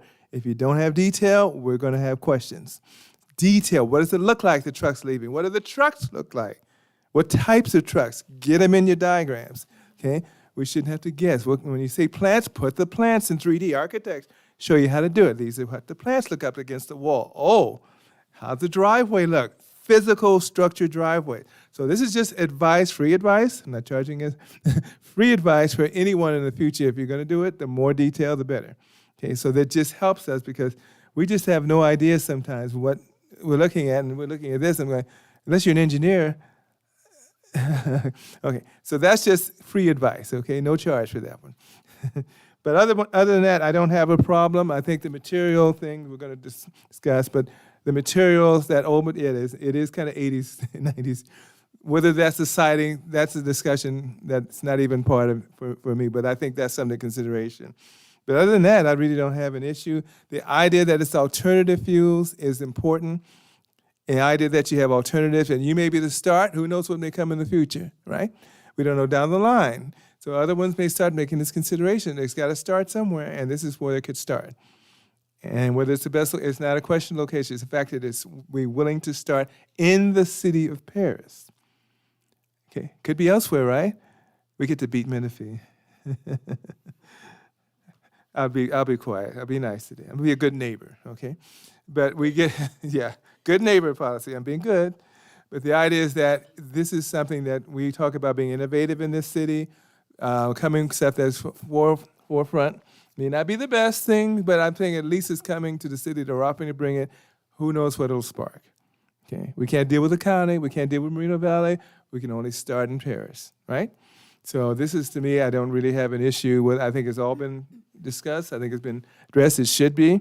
I think the concerns about the closeness to the residents is important concerns, but you have mitigation measures with the wall. I prefer 12 feet all the way down, but you can't do that. It's not practical. 8 feet is practical. You know, I'd have 14 feet, but that's not practical either.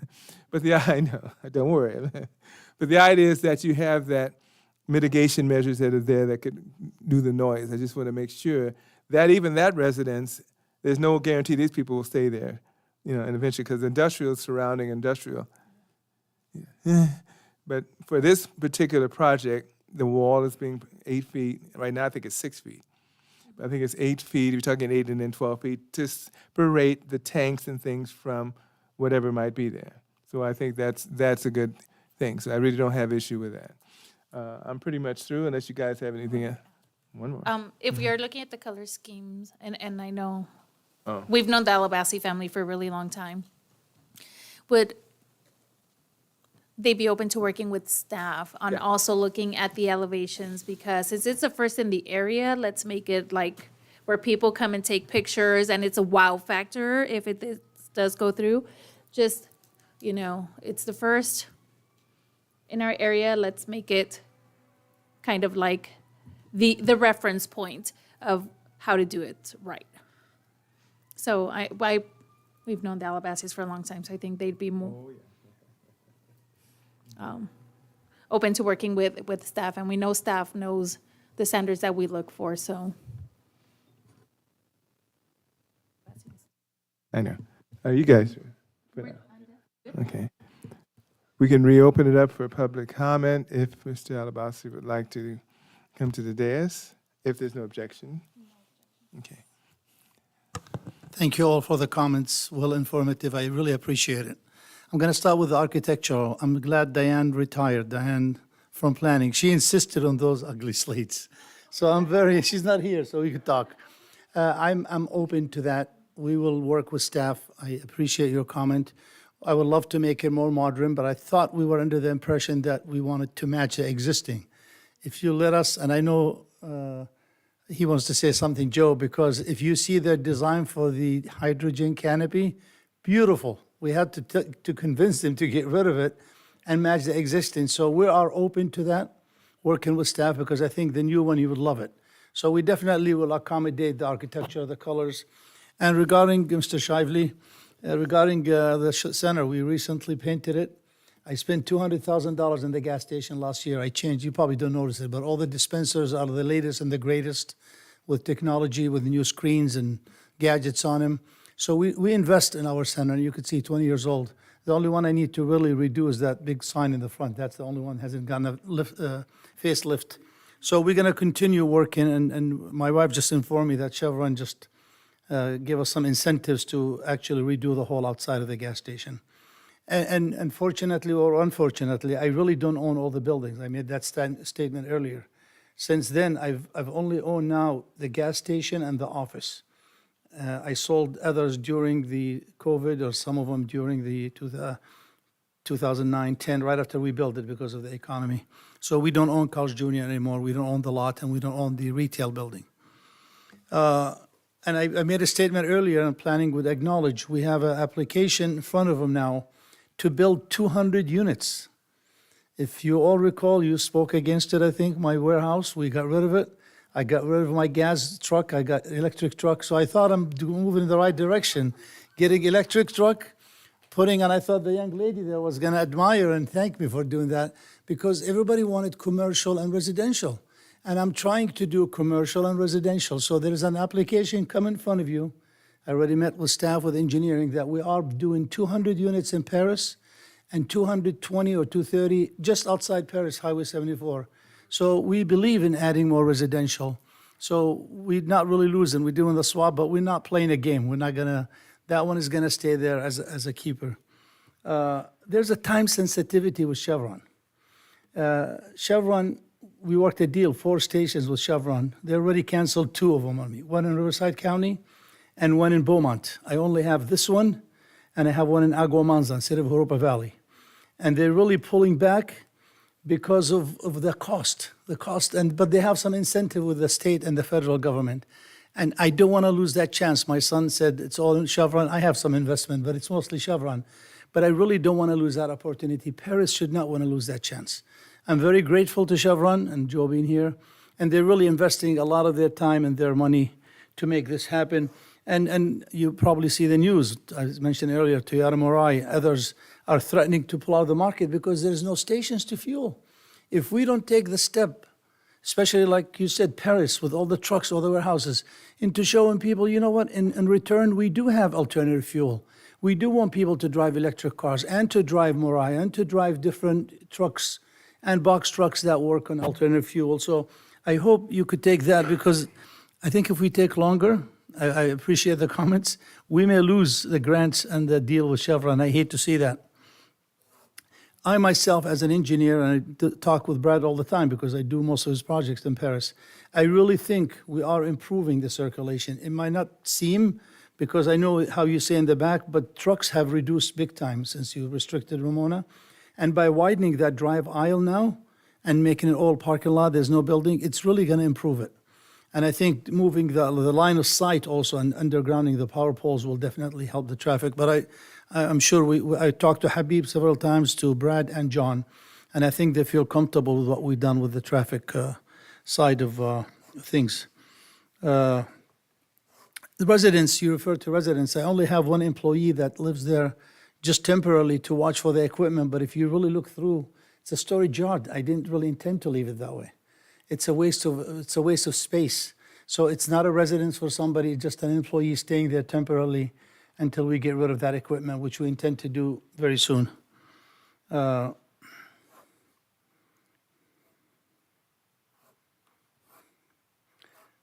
don't know if Joe wants to say something about your design. You could address that.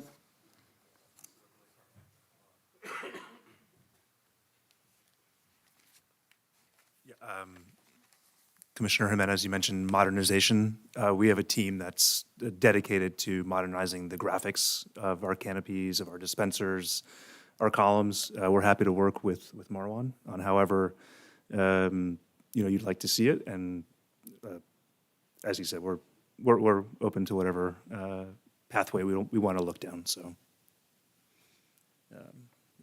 Thank you. I have nothing further to add unless you have a question. I appreciate your time and your comments. Thank you very much, and we close, unless there are anyone from the public. You have to open it up. As always, would you state your full name and spell your last name for us? My name is Emilio Plasencia, Plascencia. And I want to say that I am all for alternative fuels. I have friends who have vehicles that have alternative fuels. I'm all for it. I believe it's the future of vehicles. But what I don't like from what I'm hearing today is the fact that we want to dismantle residential areas for space or alternate fuels. And I believe that if this does go through, this will make a way for other people like Chevron and stuff like that are sitting behind me right now, that they can come in to switch the zonings of residential areas to match what they want and just kick out whoever is living there. So I think that's a huge problem that I do believe that is being ignored. That is being ignored. And it feels somewhat out of touch of how we're more focused on the color of the walls and the areas of the fuel stations, rather than the fact that this will be a way for more and more companies to kick out people in the city to build what they want. And doesn't really matter where they go, because supposedly they're gonna get a new place to live. And that's all I have. Okay, thank you, sir. Okay.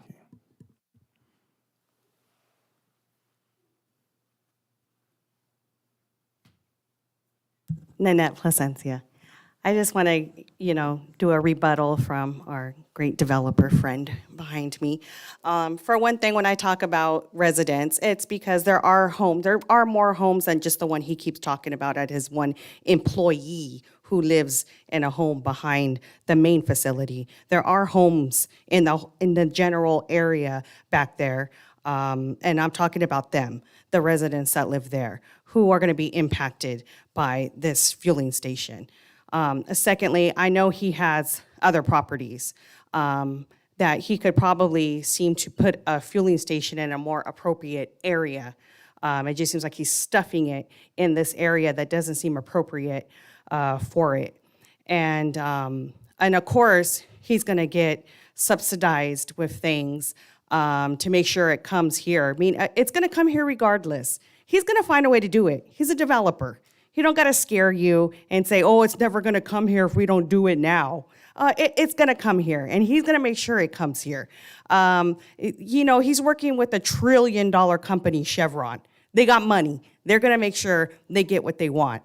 So don't let them scare you. They're going to do it.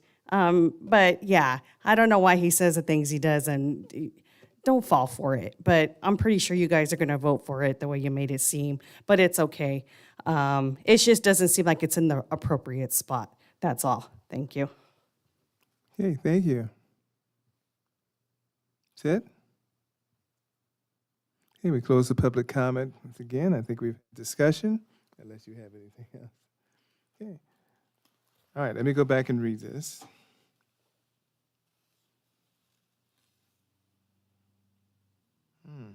Okay. Before us is a specific plan amendment. This is just for the record. That's why I have to read it. 24-05086 and major modification 23-05073. We propose to consider the following entitlements for expansion of the existing Chevron fueling station located at 796 Ramona Expressway. Number one, specific plan amendment to change the land use designation of the .94 acre parcel to the north from residential to commercial, and to apply the residential overlay zone to a property at 855 West Markham Street. And two, major modification for the construction of a 1,536 square foot fueling canopy with 6 CNG and diesel fuel dispensers, a second 1,496 square foot fueling canopy with 4 hydrogen fuel dispensers and related equipment enclosures. Requested action is to adopt Resolution 25-02, recommending that the City Council adopt mitigated negative declaration numbers 2395 and the Mitigation Monitoring and Reporting Program, and approve specific plan amendment 24-05086 and major modification 23-05073 to facilitate the expansion of an existing Chevron vehicle fuel station based on the findings contained in the resolution, subject to condition approval, with the following. Number 28 of the COA, to add sufficient language. For instance, if trash enclosures are not required, to say, it can say if applicable. That's a standard contract in anything, if applicable. So in case, what's the slide in there? Okay. The other thing is for staff to work with the developer in terms of the, what do you call those? Columns. Architecture. Okay. Colors, tiles. I'm no architect, you can see. Anyway, work with staff in regards to the material on the post or columns. I think that's pretty much, okay. And the building as well. I think those were the only two, unless there was something else. Was it? Also working with staff for more mitigation between the fueling station and the resident up north. For clarification, we're looking for more landscaping. Potentially, whatever staff recommends, potentially more landscaping, heavier, dense trees that. There may be sound attenuation to that level or something to that effect, if the applicant has no problem with that. Okay, so, Mr. Chairman, if I can just add for clarification, for the motion, the RO, the residential overlay zone is intended to correlate with the development standards of the R 20,000 zone in the zoning code, which is also consistent with what's included in the Paris Valley Commerce Center specific plan. yeah. And the city attorney can correct me, but these are legal residences, and they're not legal non-conforming residents. Are you referring to the property to which the Yes, overlay is yes. being applied? Mhm. The ones to the north are legal, yes. Yeah, yeah. The property to which the overlay is being Yeah. applied is not currently residential, and a residential overlay is being added to it. And as Planning Manager Brenes Yeah. was saying, that's the residential overlay, the definition of residential in the Paris Valley Commerce Center specific plan is an R 20,000 designation. So Right. it's essentially a single-family residential zoning. But not the Markham one, I mean, where they're taking out and. Referring to the Yeah. Markham one. Yeah, that one, not that one, no, I know that one, but the one that they're The one that they're demolishing changing, the is, one that they're removing the residential zoning from. yeah, is residential initially. Currently a conforming Yeah, residential. okay, it is conforming, just make sure we understand it is legal conforming, yeah, okay. Okay, So Patricia, I have a quick question. Regarding the requested action, the mitigated negative declaration has already been adopted at a prior council meeting? No, a new mitigation measure was prepared for this project.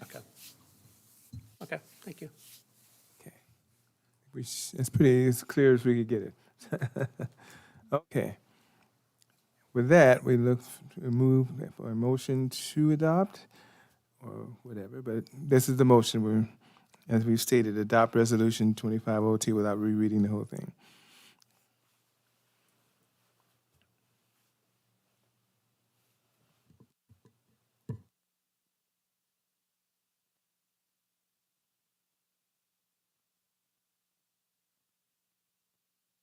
I'll make a motion with the conditions that were stated. It's Commissioner Lopez.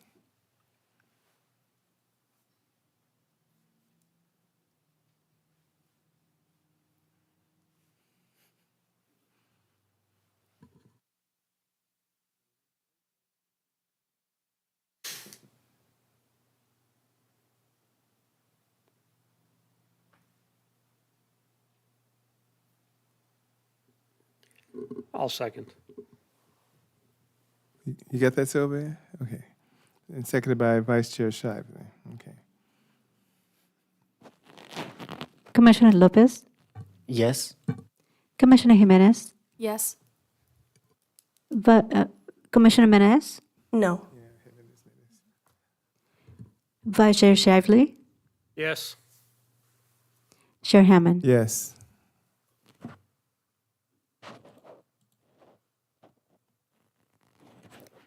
With a vote of 4 yes and 1 no, this motion is approved.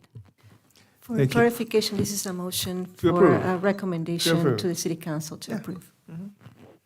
Oh, you'd know if we were doing the other one. Thank you very much, and good luck to the applicant. Okay. Okay, okay. And with that, unless you want to take a quick break, it's, okay. Okay, let's not make it 15 minutes, let's make it about 5, okay. 20 minutes.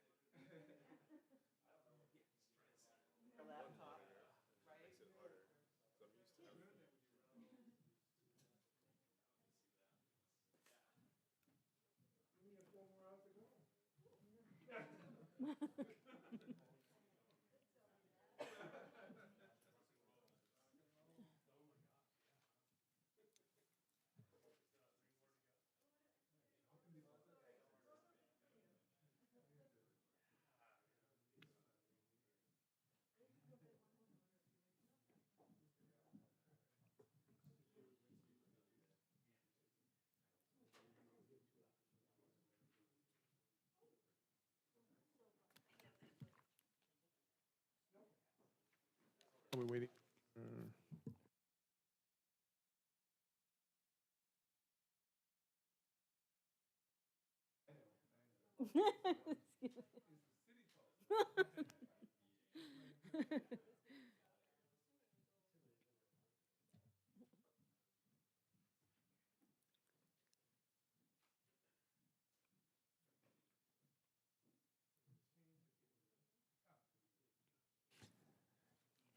Yeah, I know.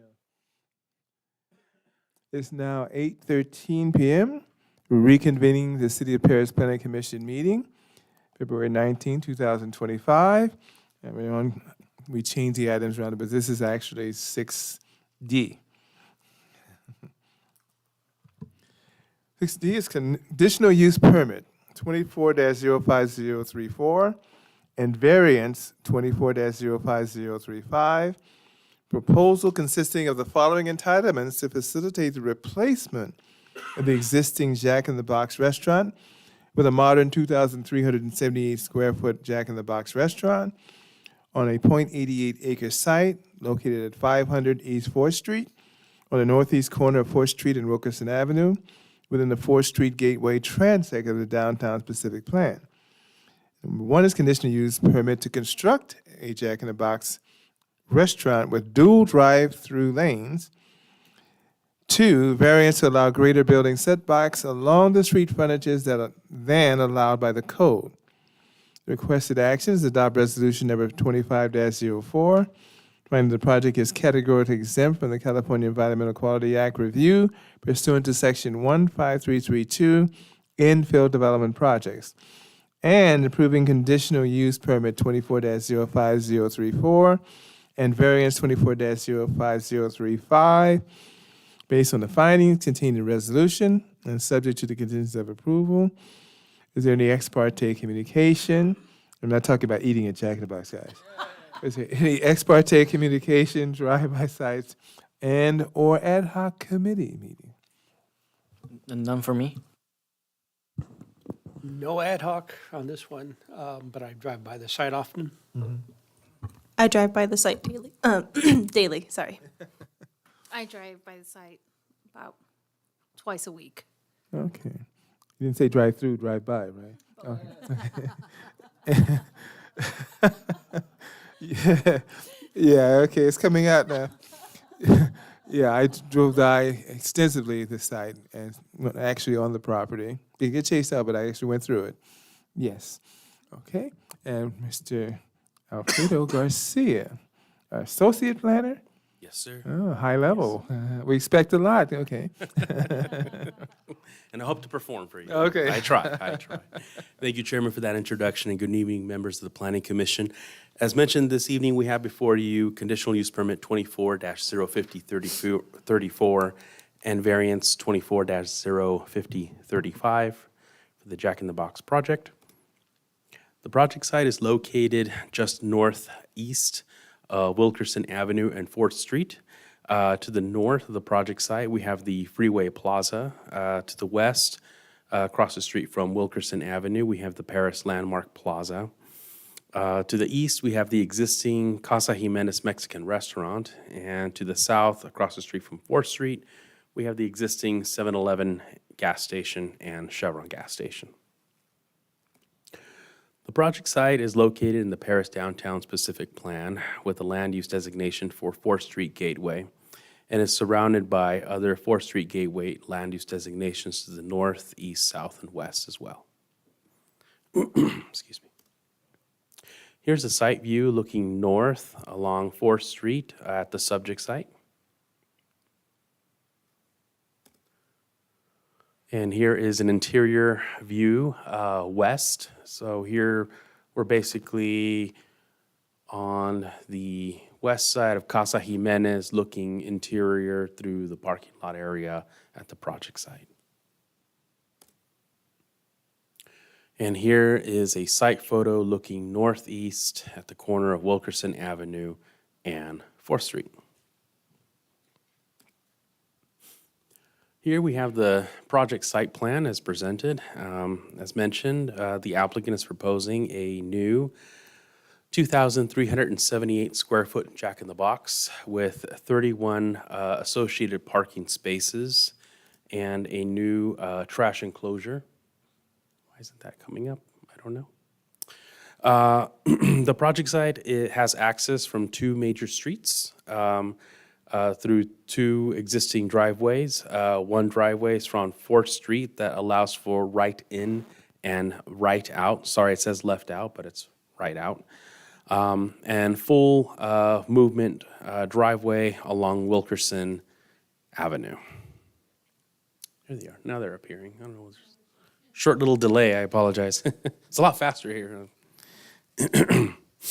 With respect to the Paris Downtown Development Standards and the Downtown Specific Plan, the development standards and the parking standards, they are all met, even with a surplus of 4 parking spaces.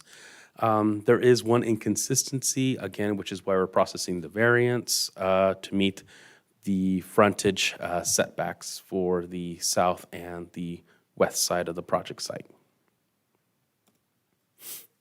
Therefore, we're processing the variance in conjunction with the conditional use permit. Here we have before you the proposed site plan with the proposed location for the Jack in the Box. The image at the bottom is the existing restaurant location as where it stands now, which, just for the record, it does not meet the standard as of now either. Therefore, with the variance, it would allow for a greater building setback along the street frontages that are allowed by the Downtown Specific Plan. The findings for this would be because of the parcel's physical circumstances. It's a corner lot at a roadway intersection that poses difficulty for the layout, for a functional layout. And also the proposed setbacks along the frontages, in this case, would allow for adequate parking, better circulation for drive-through lanes to enter and to come in and to get out of the site.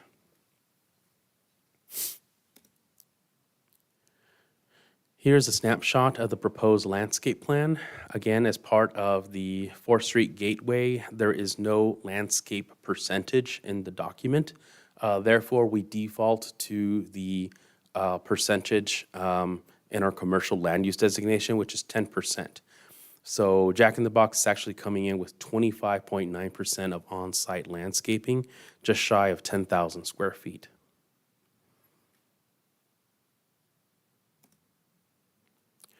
Here we have the proposed rendering of the building. As you could see, it's a modern design in keeping with the Jack in the Box new corporate design and color scheme. Ms. Arvizu, if you could be so kind and pass out the materials board. Thank you. Thank you, yeah. As you can see, the applicant is incorporating vertical and horizontal articulation on all 4 sides of the building. Again, in keeping with the new corporate colors of the purple, grays, whites, and reds, and also incorporating the brick veneer just to give it further interest to the building. And this image would basically be the corner of Wilkerson and 4th Street Gateway. That's pretty much what you would see if you were standing on that corner. Excuse me. This is a southwest view of the building. So as if you were going through the drive-through, so to speak, that's kind of the view that you would see. Here's a nighttime rendering of the northeast view.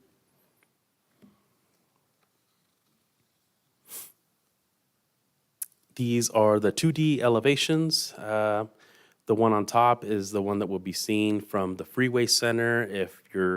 It's a northern elevation, but if you're standing inside the freeway center and looking southbound, this is the drive-through area that you would see.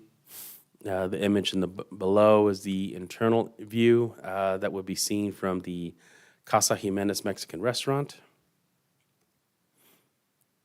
These are the 2D elevations. The image on top is the image that would be seen from Wilkerson Avenue looking eastbound, but it would be the west elevation.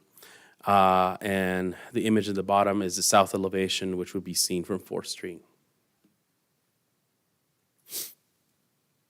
I apologize, I'm kind of trying to fight something right now, so I apologize for that.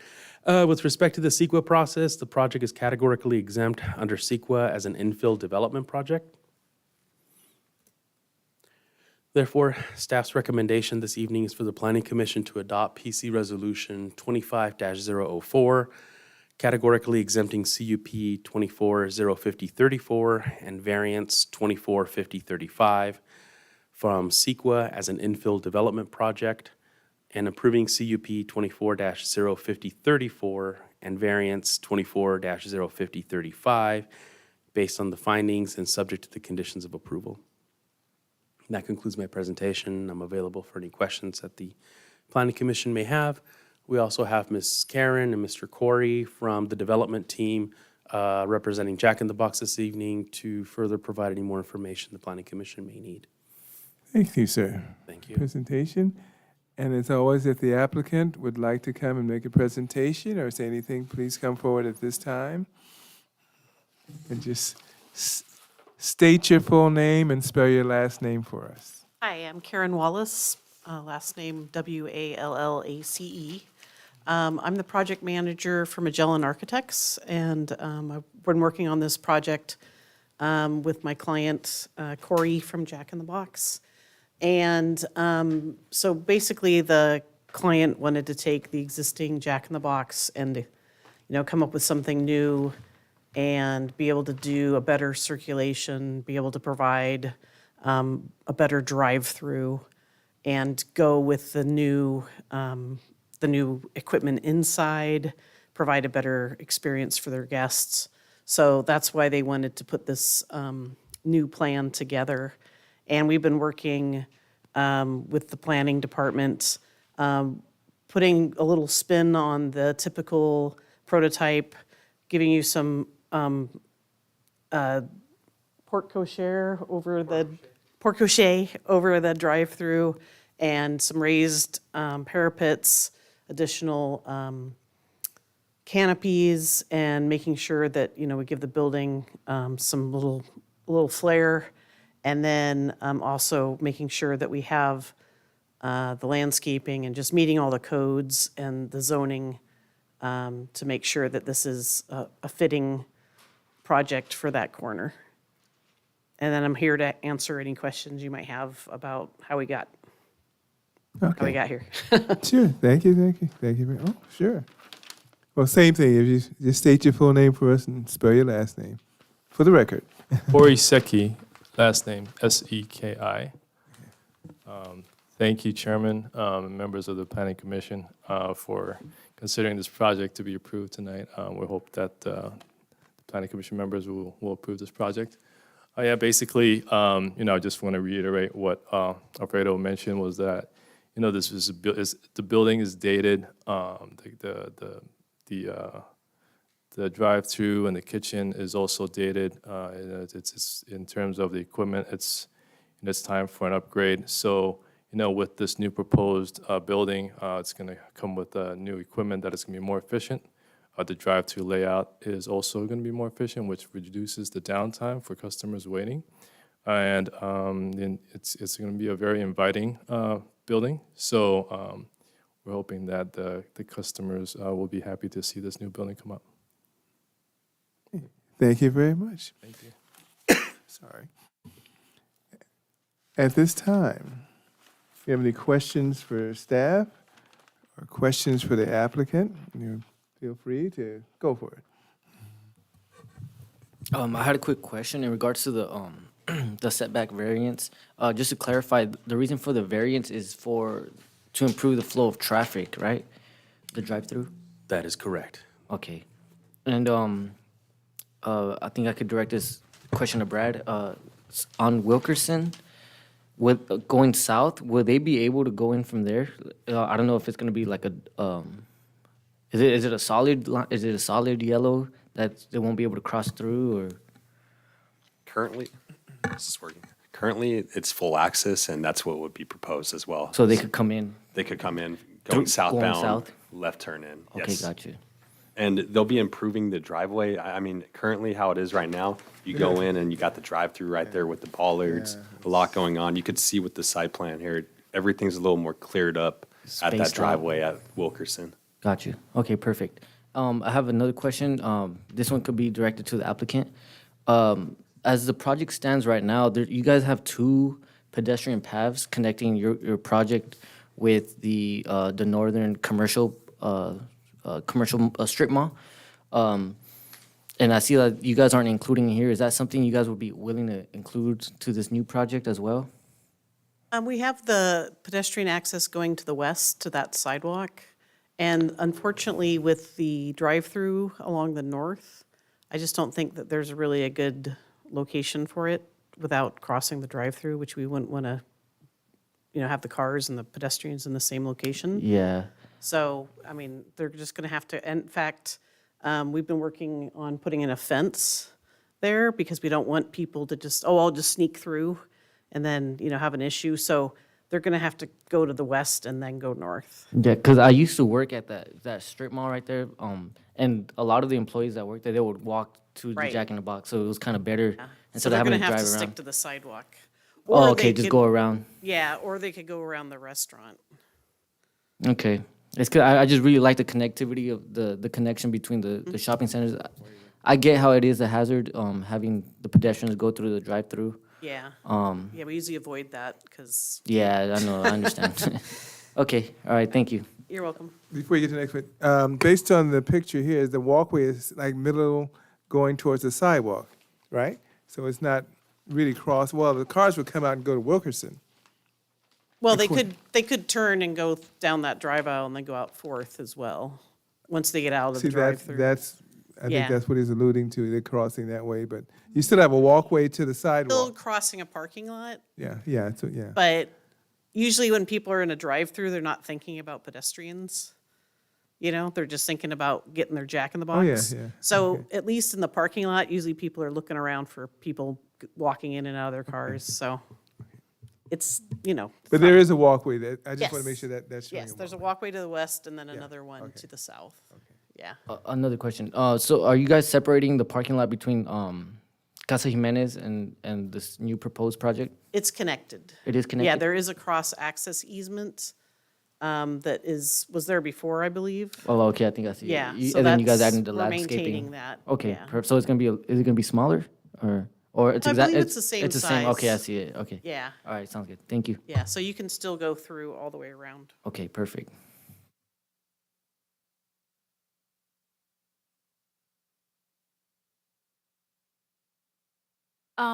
My first question is I'm looking at the parking. There is a disabled parking on the south side. Why is that so far away from the restaurant? So we have the disabled parking in front of the building for the regular ADA, but then we had to do a bunch of EV parking. And so the EV parking is all along the south.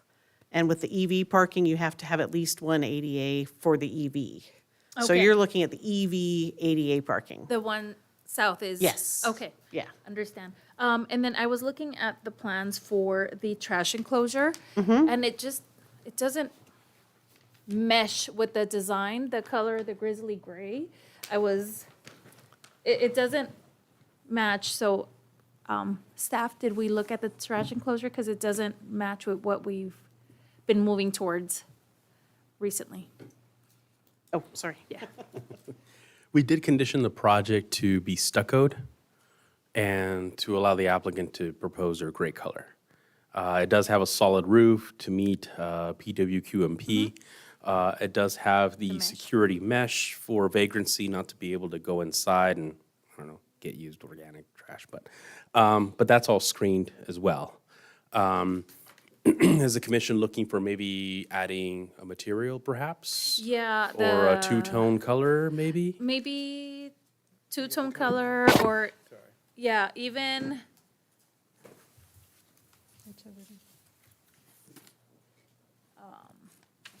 The thin brick veneer, like a little halfway, just a little strip down the middle, like down the bottom. Just adding some of the color so that it blends in with the building a little bit more. It just looks very bland. It's right here. No, they didn't include it in there. It's this.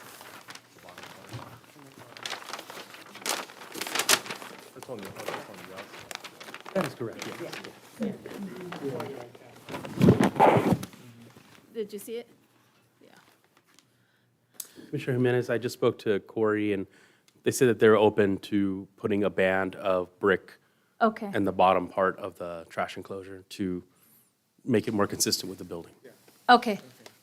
Thank you. Yeah, it looks very bland and maybe the doors, just looking at the color of the doors, I like that they do have some design on the doors themselves, so that gives it some accent. So just making sure it fits the aesthetics of the building, because it looks like a separate item now instead of something that goes Okay. together. And then can we go to the different elevations, please? The 2D? Yes. The previous one, please.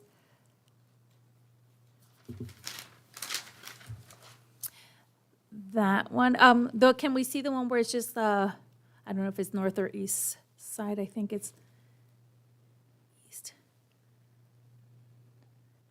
Keep going. Okay, so that one on the east elevation, Mm-hmm. it just looks like a lot of red. Okay. So maybe breaking it up a little, some kind of dimension, because that's looking from Casa Jimenez, right? So if you're driving by Casa Jimenez or you're driving that way, you just see, It may be working with the applicant and adding some kind of architectural feature on that Yes. wall to break up the the wall just the red, surface yes. area. Do you understand, Karen? Yeah, right here. That one, like it's just So red. right here. Ooh. Yeah. I'm sorry, I did something here. There we go. There, it So right just here. looks like a lot of red. So something breaking up, because we have little Something here. things on the bottom, just adding a little It had like a accent. And then can we go to, iron grid thing or something. Okay. I mean, that's, we can. Okay. yeah. Broke up the red with some white. If you look at the south view, look at Yeah. the south view that you just showed a minute ago. Yeah. Yeah. I think an You see architecture. at the bottom of the south view is that little, I don't have that thing, that, whatever that color is, grayish. Yeah, Yeah, I think. the from dark the- colors, yeah, the veneer. So you saw all red, and she's talking about just something, Adding some, yeah, architectural features, something to break it up. Yeah, yeah. Because it's a lot of red. Yeah. And then can we go to, I think it's the east elevation. East? Yeah, we have the brick wainscot on that side. yeah, east is, Yeah, they just want to see something on the wall surface. Oh, okay. Yeah, because when, it just seems like a lot of red. And I love red, but it needs something. I like blue. Huh? I do. I've had red hair before. Let me see. And can we go to the previous ones? There was a picture where one side looked a little bit. That one. This one? No, the drive-through one. So in this elevation, not so much. But in the one where we're looking at the corner view, that gray part in between, like the red column and the Jack in the Box sign, it seemed like it was just a lot of gray, and it looks like we have that corner accent piece, and then everything is down low, except for the parapet. So I don't know if we could add maybe another longer parapet or something there too, because that's, sorry. okay, so I'm sorry. My apologies. Which elevation, Ms. Jimenez? It's west. The west elevation. Yeah, because when you Uh-huh. compare it to the south, like we have the purple, a little bit of gray, red. Uh-huh. With this one, the red, and I understand because the drive-through windows right there, it has to be narrower, the red. But then the gray above the drive, drive-through window, when we look at the north view elevation, I think if we go back one slide. One more. One more. The 2D rendering. Yeah. Oh, okay. That one? Uh-huh. It just seemed like there was a lot of gray there to me. I don't know what my fellow commissioners feel like, because I feel like the site has like the little Jack in the Box logo. It has lighting with open late night, a little bit of gray, the red sign. And then on the other side, it just seems like a lot of gray here. Oh, that dark gray. Okay. In between, like where it says Jack in the Box, there's that gray section, and then the red kind of vertical. Underneath the address, that whole rectangular. No, the lighter gray. It seems a little bit empty, because the 500 kind of like blends it together. It just Okay. feels like it's beautiful on the bottom, and it's missing something there. So the white between the both Yes. red features. It's- Oh, I see. okay, looks great So here. right here, right in this area. Okay, I understand. So add another architectural feature, or maybe a different vertical articulation there, maybe? Something, working with staff, just to Okay. balance the. Okay. Yeah, okay, because it looked like right here. Mm-hmm. Where's, And question for engineering, the 2 drive-through lanes, are they going to be, I guess I'm asking, what is the standard 1 foot right here. width for a drive-through? I believe that would be 12 feet, right? Just for a passenger vehicle to safely make it through, Okay, That's the standard. that's a standard? right? 8 cars, it's 8 cars. 8 cars minimum, and I believe this site with everything combined was 14. Yeah, it exceeded the 8 Okay. cars. No, I'm talking about the width of the drive, so. Yeah, width, I have width a is big- 12 feet. Okay, because I have a big truck, and there's some drive-throughs in the city that I have a really hard time navigating, and I don't want to say what width is this place, because I don't really fit. I would imagine the existing drive-through would be one of Because it was those. from 1979, yes. So that is my question. Is the new drive-throughs wider than what is already there? I don't know what is actually there, but then, oh. It meets the. I don't know what it is meets the actually there standards. now, but the new one is 12 feet. Okay. Yeah. Yeah, this is one of the ones that I struggled with a big truck. It's hard. Okay. The turning radii is wider, though, to accommodate the truck to turn. That's where I struggle, is those corners. Yeah. Okay. It So is we wider, though. did, it does look widened because It it is has wider. that pocket. Yeah, kind of that knuckle. I think Yes. that's what. And it's an improvement from that, because that's more than a 90-degree angle. The existing is more than 90-degree angle, so it makes it harder to turn, more difficult. So with the new design, you've got a 90-degree angle, so that your turnability is going to be much easier. Much easier to navigate. Okay. And then, we're meeting the parking, right? Yes, with the surplus of 4 spaces. Okay. Can we go to the landscape? Let me give somebody else a chance. You guys go ahead. You said you would go easy on me, remember? You guys, and I quote.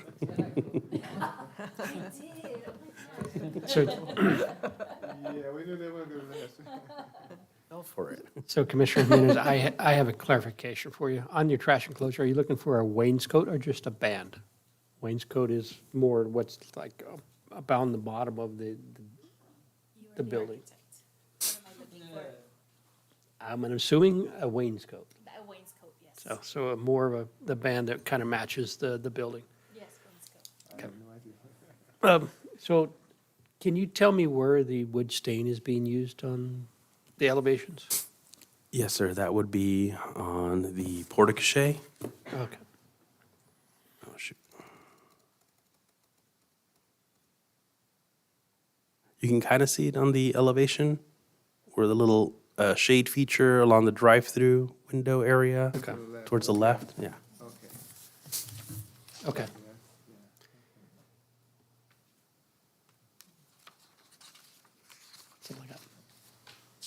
Can we go back to the landscaping slide, please? Just a quick, don't worry, I only have like one thing.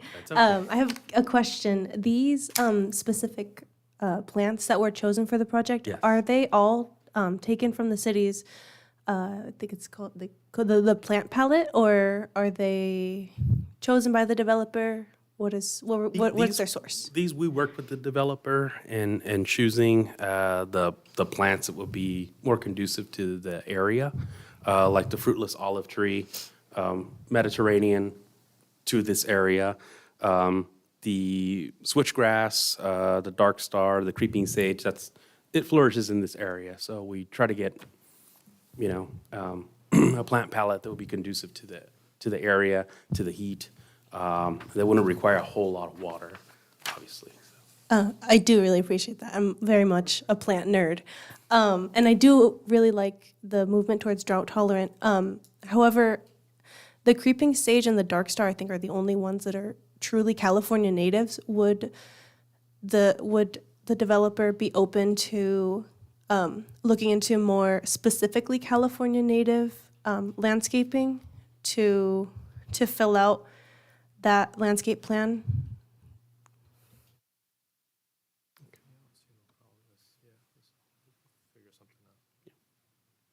Yes, they're good for that. Okay, thank you. That's all I have. My question on the landscaping, if I can bounce off of that. The 25.9%, does that include that bottom section? It said it was, not county, who was in charge of that? That is not part of the. Trans? Yeah, Caltrans. So does the 25.9 include that section, or is it just entirely the? No, that section is not being touched. Okay. So the 25.9 is strictly on Yes. the property? Yes. Okay, thank you. You guys have a location chosen for the signage? Pole-mounted sign? I don't see it. I know sometimes it's, Should be on the site plan, if you go back to the site plan. or is it number 60 right there? Number 35 on the bottom left. 35. Yeah, there it is. Okay, and it's in the corner. Yeah. And is it a monument sign or a pole-mounted sign? Oh, okay. Because what's existing is a Monument. pole-mounted. Yeah.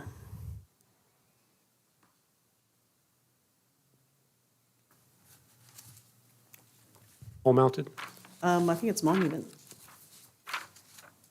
35 is money. Okay, okay. Okay. That's all questions I have.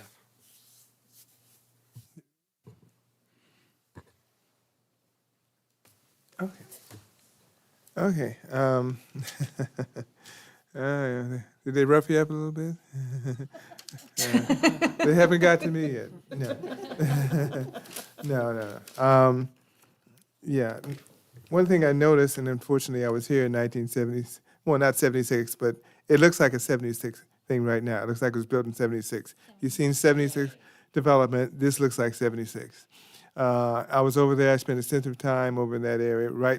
2 days ago, sitting there. If you try to get off Wilkerson, unless you go into that thing, you can only supposed to come out. And I went in that way, okay, because I'm a Paris resident. I'm going to do the opposite. But the landscaping is horrible. It's terrible. Quite frankly, in my personal opinion, get rid of palm trees. I hate palm trees, and I don't like them there. Disgusting landscaping on either side is like, at a scale of 1 to 10, 10 being best, it's a 2. So I wouldn't even bother with saving the palm trees like you're on there. Get rid of them. You can do better. Drought resistant, you can put the stuff that's here. It's just really just a waste of time. That's just my opinion. The only other thing, I think this is one of those things where I question is you talked about a 3-foot wall on Jimenez. Now, is there going to be a 3-foot wall separation there, or there going to be some kind of to the east? Because it's just a drive-through right now, and it's parking spaces on one side and the other. I think we mentioned here be 3-foot high retaining wall on the east, and then you said the reciprocal parking. In other words, you're coming in and out. But I think you mentioned there'll be a 3-foot retaining wall. So that would be from where on this plan? That'd be along the drive-through lane between the, so it starts at the bottom of the drive-through as you enter and then Yeah. goes to the north. On the very far east of along the property line. Okay, so if we're looking at 21, 27, 24, it would be the right of that. Yes. Okay, so the entrance for the Casa Jimenez is a little farther south. Yes, so it doesn't go that far down. Okay, so, and you still have the reciprocal, there would be a reciprocal agreement with them, Yeah, there's a cross-access, there is no shared parking. right? Okay, That's the- not really happening anymore with the parking changed. So, but the cross-access is still Yeah, legit. the question I was asking to clarify what you had was, it's kind of open space now, open season. And it's not your restaurant, even though it says Jimenez, right? Are you divulging anything you're supposed to be saying now? We asked you for, quit. Yeah, I'm not sure. Sure. Did you check that, city attorney? We're not sure. But anyway, I was just wondering because right now, I mean, it's just open space, so you could really park way over Casa Jimenez and walk across. Which I'm saying, if that's the thing, but based on this, you have a wall there, 3 foot, to at least give some separation for the cars and coming in. That's the proposal, right? Okay. So we're moving, in essence, we're moving that section farther south from where it is now, because right now it's kind of northeast, and you drive over to the others. So you're talking about moving it south, so that you have that entrance to more, I should say, like middle south, but just south of where you enter the drive-through, and then the wall stops there. So we're proposing, let's go to the landscaping page, vegetation along there. I'm not sure which one is that? Oh, the trees, the holly oak trees in that area. I'm assuming those are holly oak trees that we're planning to put right there. Okay. And any bushes in between are proposed? Okay. Just getting clear because, this, okay, trash enclosure, okay, I think that's pretty much it. I think 25.9% landscaping is what you're proposing. And the variance, I think, to be clarified by you guys, is that because of the downtown Pacific plan, which requires a zero lot line, kind of almost where you have to be, I think that's required. I think that's what it's called. I'm not a planner. As opposed to, in other areas, you would have that setback, but downtown, you want that almost zero lot line coverage. So you're right up against abutting the sidewalk or close to the sidewalk. Is that one of the reasons why you need the variance? Yes, and I believe the intent of that setback that's required in the downtown, it's to create that synergy and Yeah. make it more walkable. However, Yeah. the location of the site is Oh, yeah. not such that it's Okay. Yeah. to provide that synergy. It's close to the intersection Right. where the freeway entrance is, so it makes sense to have the building set back where they're proposing, because it Yeah. allows for better circulation, to Right. provide adequate parking, the landscaping, and Mm-hmm. it's an improvement to the site. Yeah, and I was just clarifying what you had asked, Commissioner Isaac, is that we're talking about why, and it's not just the looks, it's because the downtown specific plan has specific guidelines. So I think that needed to be stated, because that's one of the reasons why, you have to change it, because of that. That's the purpose, I think, of the variance. Because in downtown, you want that synergy, right? You want that close walk up, Yep. if they have apartments down the street, which can be proposed. Then you want that kind of almost zero lot line, not form-based, which I don't think they understand. But you don't have form-based architecture, but you want something where it's street. So your variance is so that you can move it farther back. And so that's not just arbitrarily variance, so that you can move the building. So I just want to clarify that, because that's not everybody doesn't understand that. You're not just doing it for the sake of just variance because we're putting a 40-foot sign. You want to have the ability to move it back. So you have to do it based upon the downtown specific plan. So just to clarify that.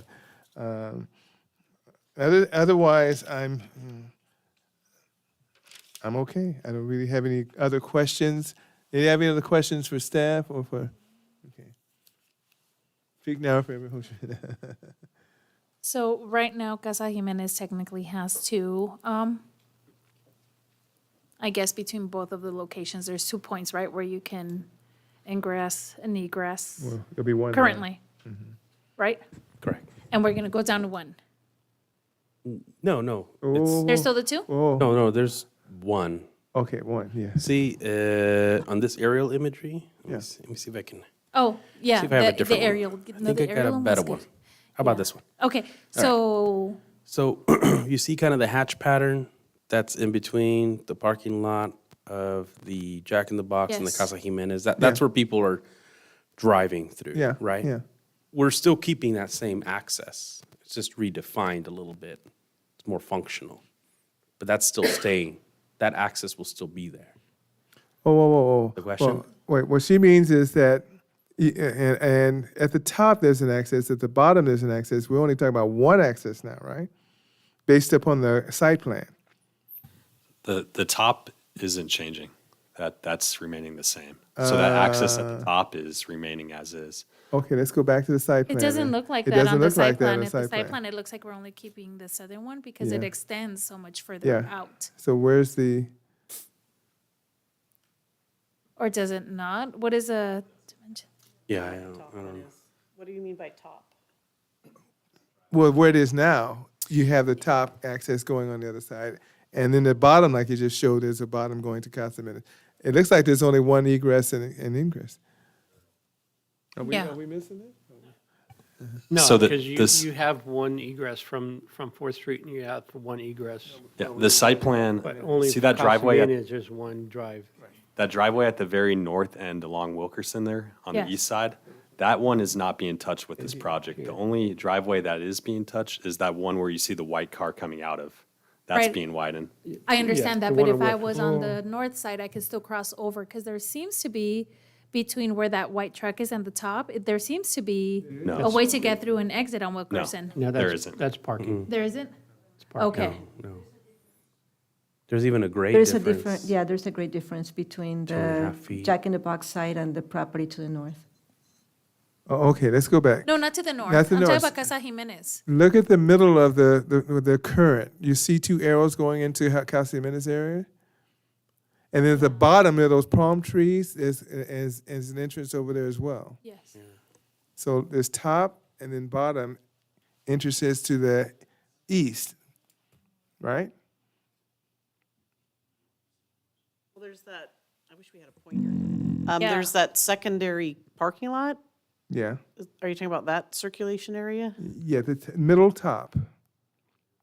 There's two arrows going in a direction to the next parking lot. Uh-huh. And then the bottom, there's an arrow going into that lot. Those arrows are doing a circular manner, counterclockwise manner along that parking lot, if I'm understanding correctly. But So that- entrances into it are top and bottom. So you can get to that parking lot from the bottom southern portion, and then that's what she's talking about in the northern. So right now, if I enter Wilkerson, I would be able to travel towards Casa Jimenez. Yeah. Turn right, just a tiny little bit, and there's like a space where I would be able to get through on the north side. That's correct. Yeah, I know because I just drove it. Well, okay, I see those. I think I know what you're saying. I think the drive-through is going to be over that location. No, now. that's what I'm asking. So- So we went from 2 points of access one. to one. So So you're answering my question, Technically yes. speaking, around the new Jack in the Box location, it's just one path along the south end. South. Yeah, that's what Right, we- that's what we I'm mean. asking. I think Yes. we misunderstood the Oh, question. no, no, Okay. no, yeah. So, okay.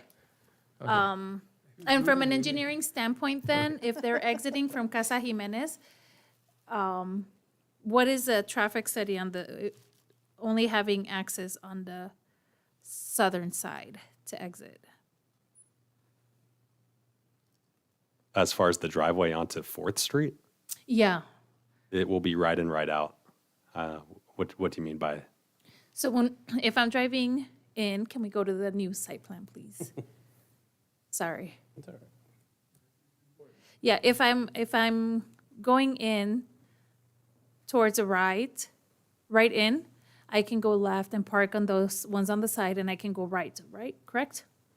Yes. Okay, if I'm exiting Casa Jimenez and I really want to use 4th Street, I would have to travel down and then make a left, right? I don't know how much traffic there is coming from Casa Jimenez, honestly. As far as going through the site plan of Jack in the Box, Yes, using that as an exit point, using that ingress and egress point to Yeah. exit onto Fourth That- Street? I don't know. It would act in the same manner as it Yeah. is existing. Well, no, in, because right now out. I could exit through the top if I wanted to go to Well, Wilkerson. you could go north at the far west end of the building, go north there, and then make your way to Wilkerson from that point. Oh, Frank, Okay. can you show the site plan that's not landscaping? That, right, so go back one more. There's one that kind of showed Casa Jimenez. So the street from Casa Jimenez is actually aligned with what that axis is currently. Yeah, that's an existing access that we kept.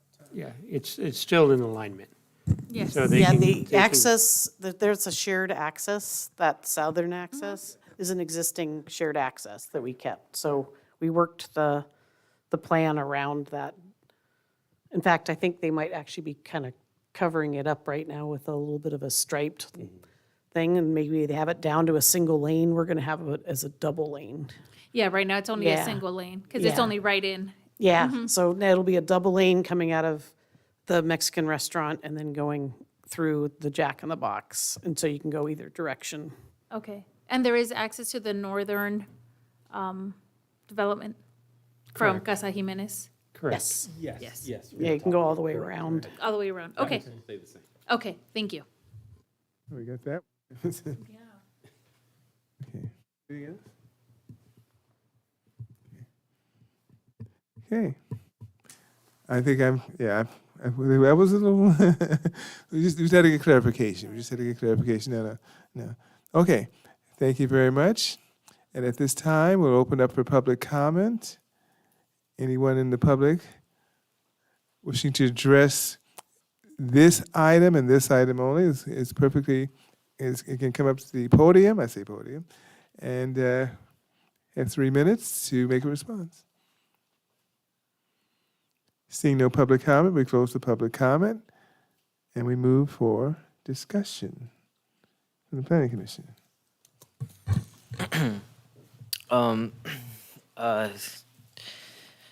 Just want to start off by saying this project was definitely in dire need. That area gets a lot of traffic. 4th Street gets a lot of traffic, and I feel like this upgrade is gonna really bring out that corner.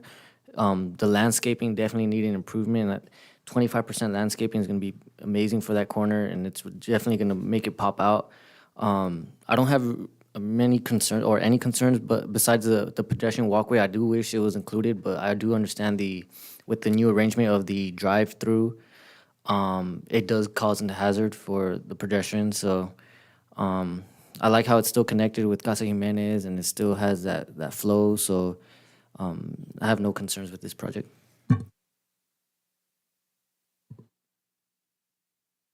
I agree. I know that as it exists right now, that especially that right turn in from Wilkerson is rough. So this is much needed, and I'm really sorry, accidentally turned it off. And I think it's coming at a really good time. We see that whole strip of 4th Street. We're slowly, seeing buildings there, new developments that are needed and getting facelifts, and it's really nice to see this popping up there too and revitalizing that area because it's much needed. I would be really excited to see any revised landscaping plans to incorporate those natives. That's something that I'm really passionate about. Maybe get some pretty colorful like monkey bush, toyon, native oaks, whatever. I'm just throwing out names, but I think it would be it's really exciting. And I'm excited if this gets approved to see that region be revitalized specifically as it pertains to the vegetation, because I know that needs a little bit of TLC right now over there. I think that's all I have. Chair Hammond, if I may, sorry to interrupt here. We do have planning manager Brenes and I do have one recommended change to one of the conditions of approval we'd like to bring to your attention.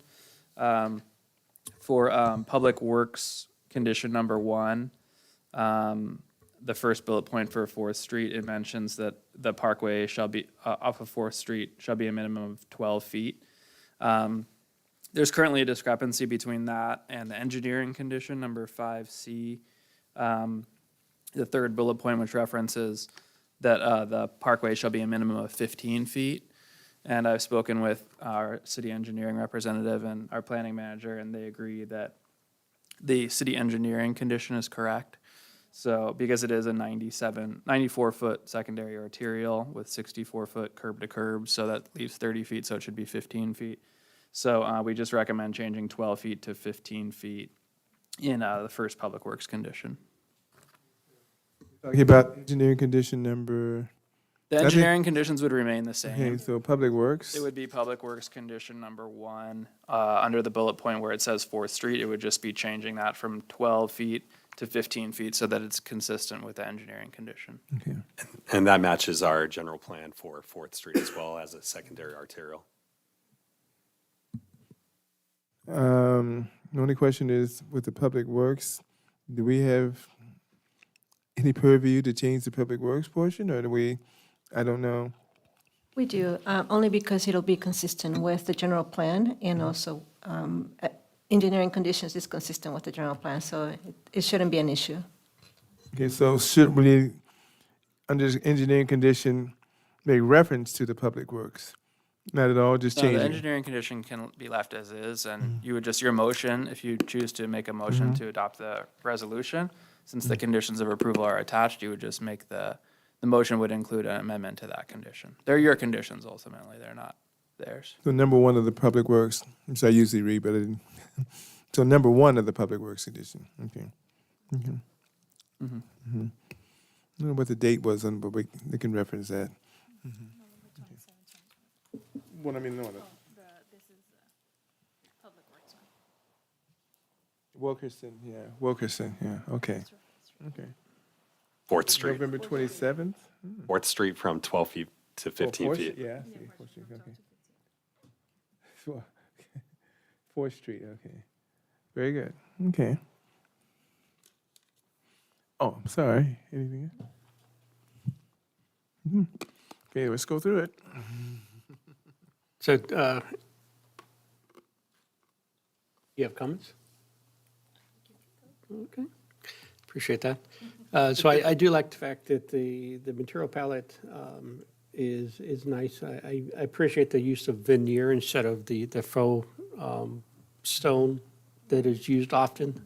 I appreciate that very much, and I'm not sure if you caught that. And my issues with some of that faux stone is not as good. It doesn't look as good as this, so I appreciate that. Again, the color selection is what the corporate colors are, which is, to me, it creates a visual interest. It's a good use of the purples and the reds and everything, so it goes well. I appreciate that it's going to come in to be a new store instead of a remodeled store. I appreciate the fact that it's that and the additional cost that you guys are incurring to rebuild the entire store. So thank you on that. Thank you. First of all, I'm sorry. I promised, and I didn't come through. I was going to be nice, but he knows what he was coming into. Am I the only one that's feeling a little bit nostalgic about losing a classic? God. At least we have pictures.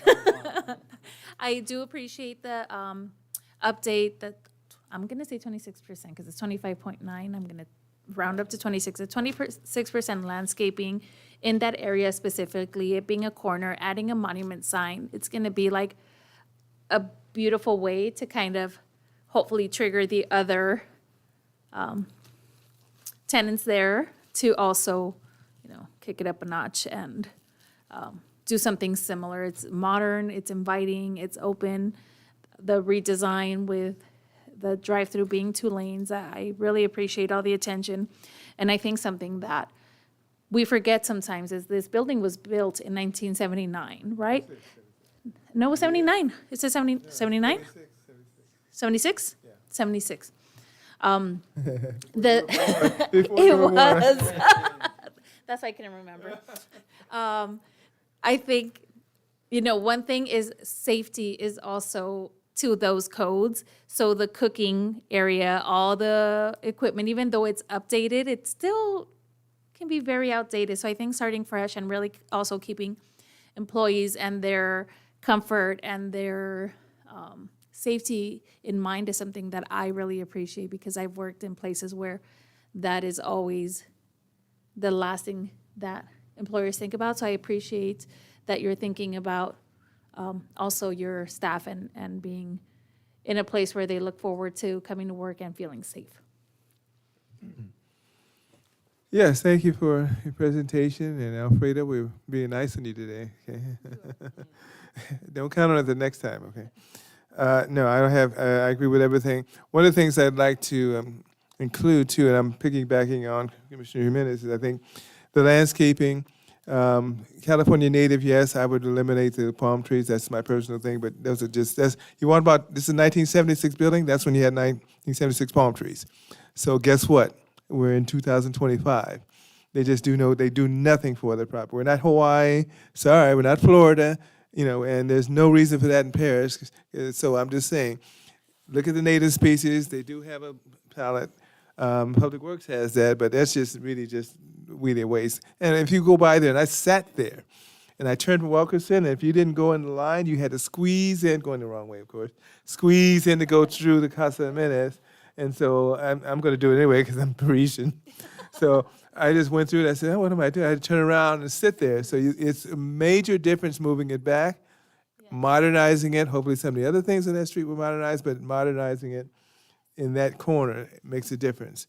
And so I think, other than that, I think the architectural thing, that's their company logo, but I think we put in some things that I'll mention when I talk about amendments. But I have no problem. And I think we have a secret Jack-in-the-Box person here. She wants to drive a truck through there. It's not going to happen, okay? Okay. No big delusions of driving trucks through there, but anyway. But anyway, I think I appreciate the presentation. I think we've asked questions, but I think it's beyond, it's there. I'm glad you're upgrading it, and we appreciate it. And we just look forward to a lot of that. There's a lot of stuff on that street's been upgraded, another O'Reilly store. But at least we're starting to get back modernized. And then part of the downtown plan is starting to bring more walkability. That's why he's talking about the walkway. Walkability, we want people to walk there. We're having a condominium or other project down the street. We want them to walk in these areas and make it comfortable to walk. And that Jack-in-the-Box is definitely dated. Okay.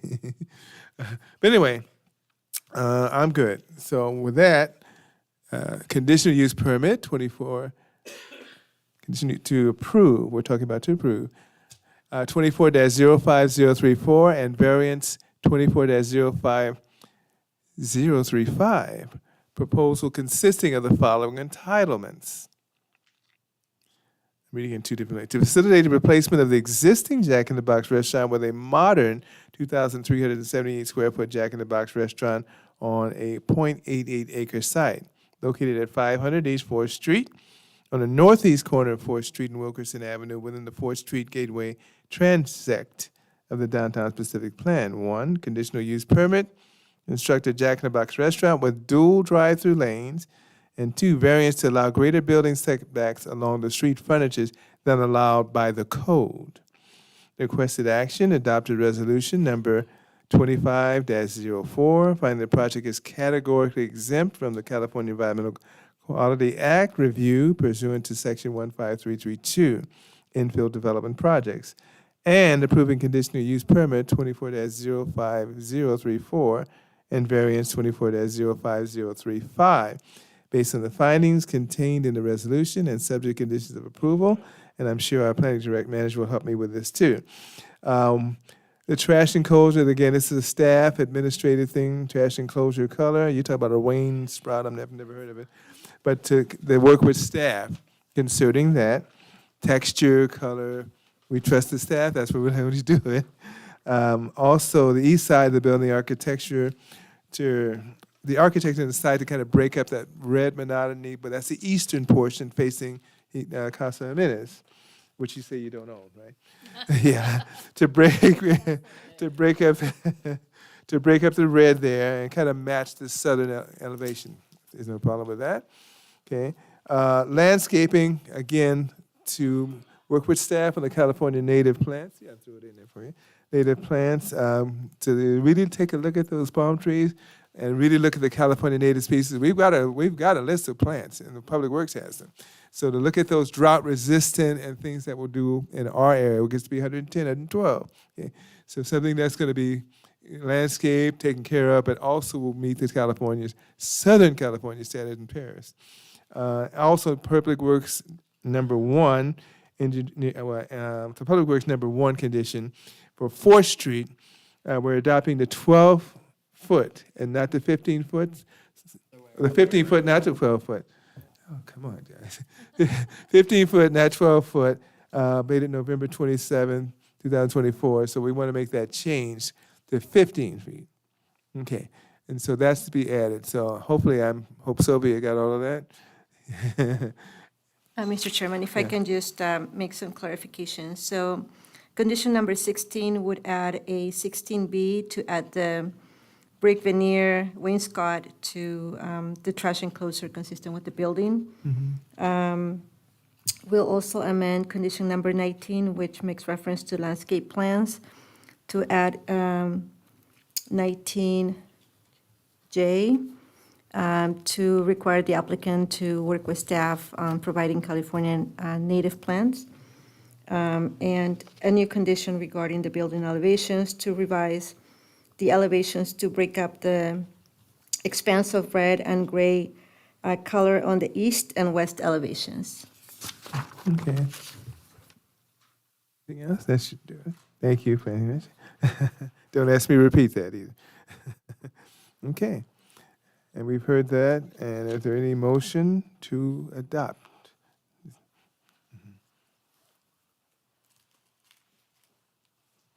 I'll make a motion. I'll second the motion. You got the names, or do we need?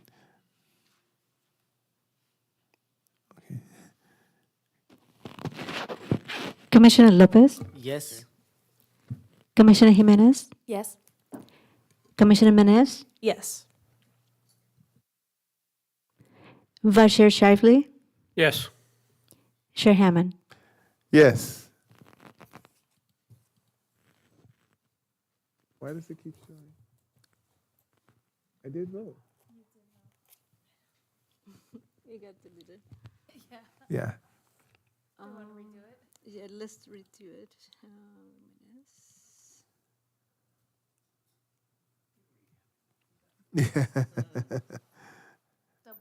You need my name again? Okay. Commissioner Lopez, Yes. Commissioner Jimenez, Yes. Commissioner Menez, Yes. Vice Chair Shively, Yes. Chair Hammond. Yes.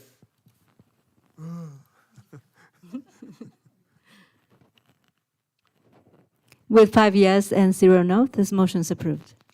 Thank you very much. Thank you very much.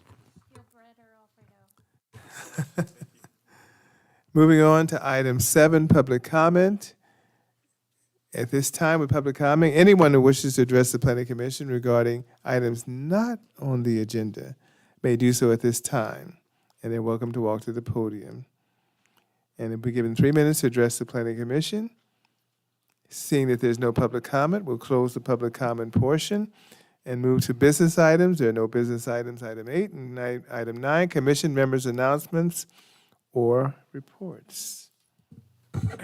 I have no announcements. I just want to, I just hope that everybody had a happy Valentine's, or a happy Valentine weekend as well. If you guys celebrated all weekend, spent time with your spouses, your partners.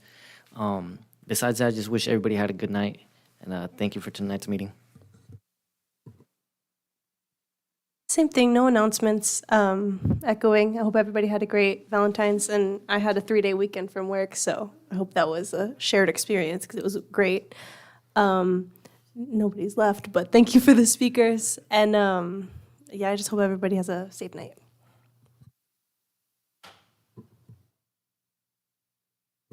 Well, for me, Valentine's Day was good. I just don't enjoy the fact of having to go out to eat on Valentine's Day. It's the worst time for me to go out to eat because I hate sitting in the line for an hour and 45 minutes. And that's going at 4 o'clock in the afternoon, so.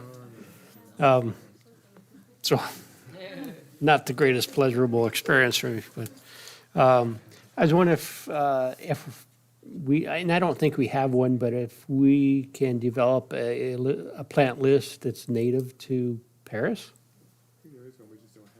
So it's available to all the landscape and architects out there, so that would, be able to use more of a native or regional plants palette.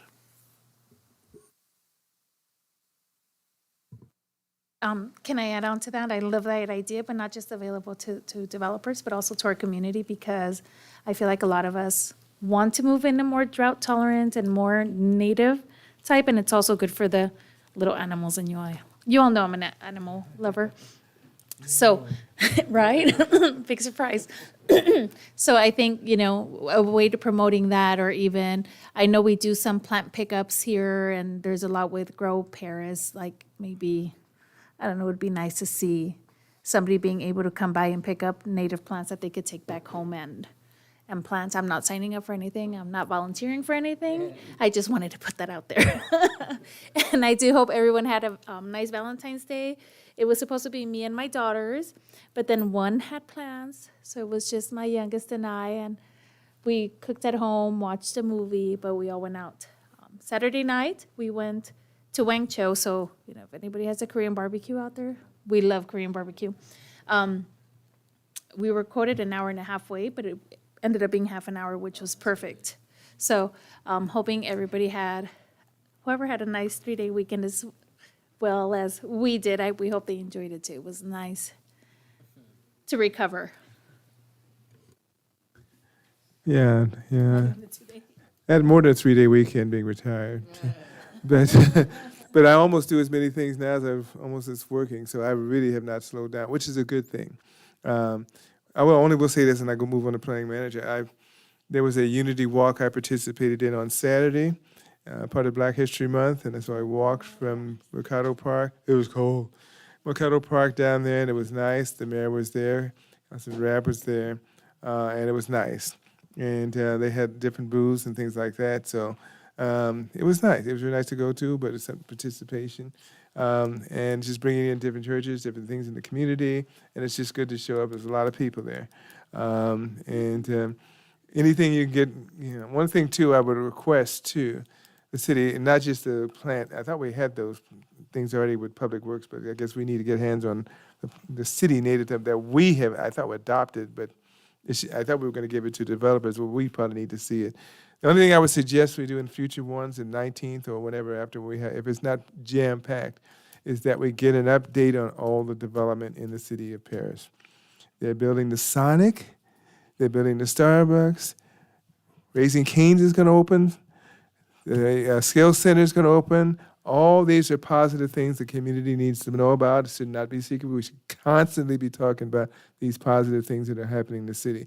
So those things, we know you guys know the dates, but they're going to come soon because I'm going to be asked to go to them.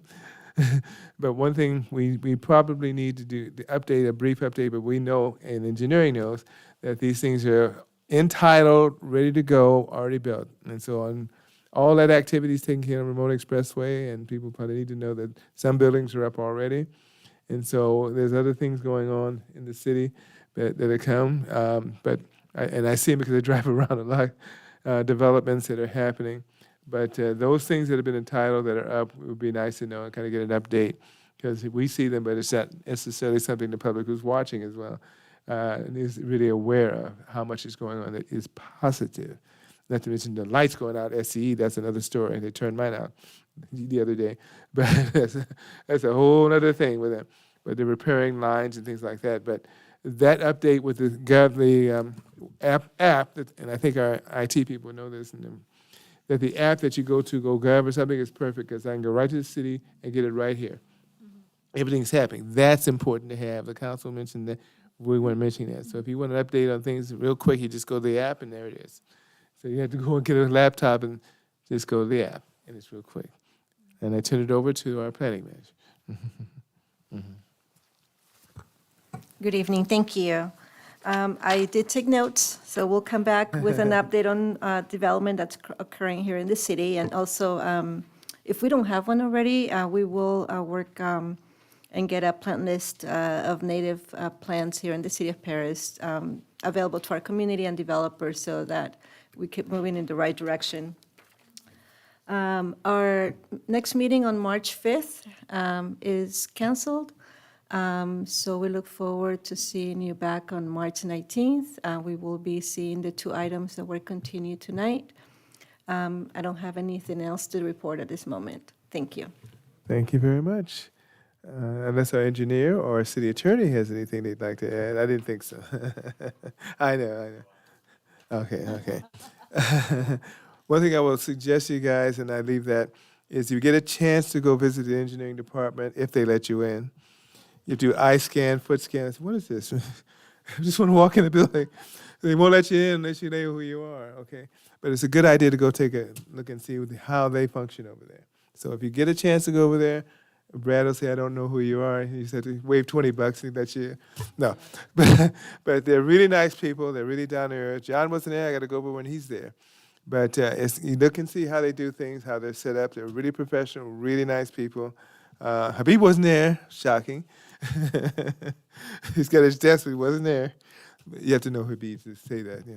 But anyway, I appreciate it. So with that, thank you very much. We've got a person that's substituting in for the interpreter. I didn't get to meet him today, but also we say, Sylvia, we couldn't do it without you. Okay, I want the check tomorrow, okay? But otherwise, with that, we have adjournment. And I don't think anyone would be disagreeing about adjournment tonight, because we got a whole lot of time before we meet again. That's why we went a little bit longer tonight. But anyway, you can have me do it. You can have anyone second it. Just pick a name. So we're all in favor of adjournment. All say aye. Aye. Oh, you want to stay here? Wait.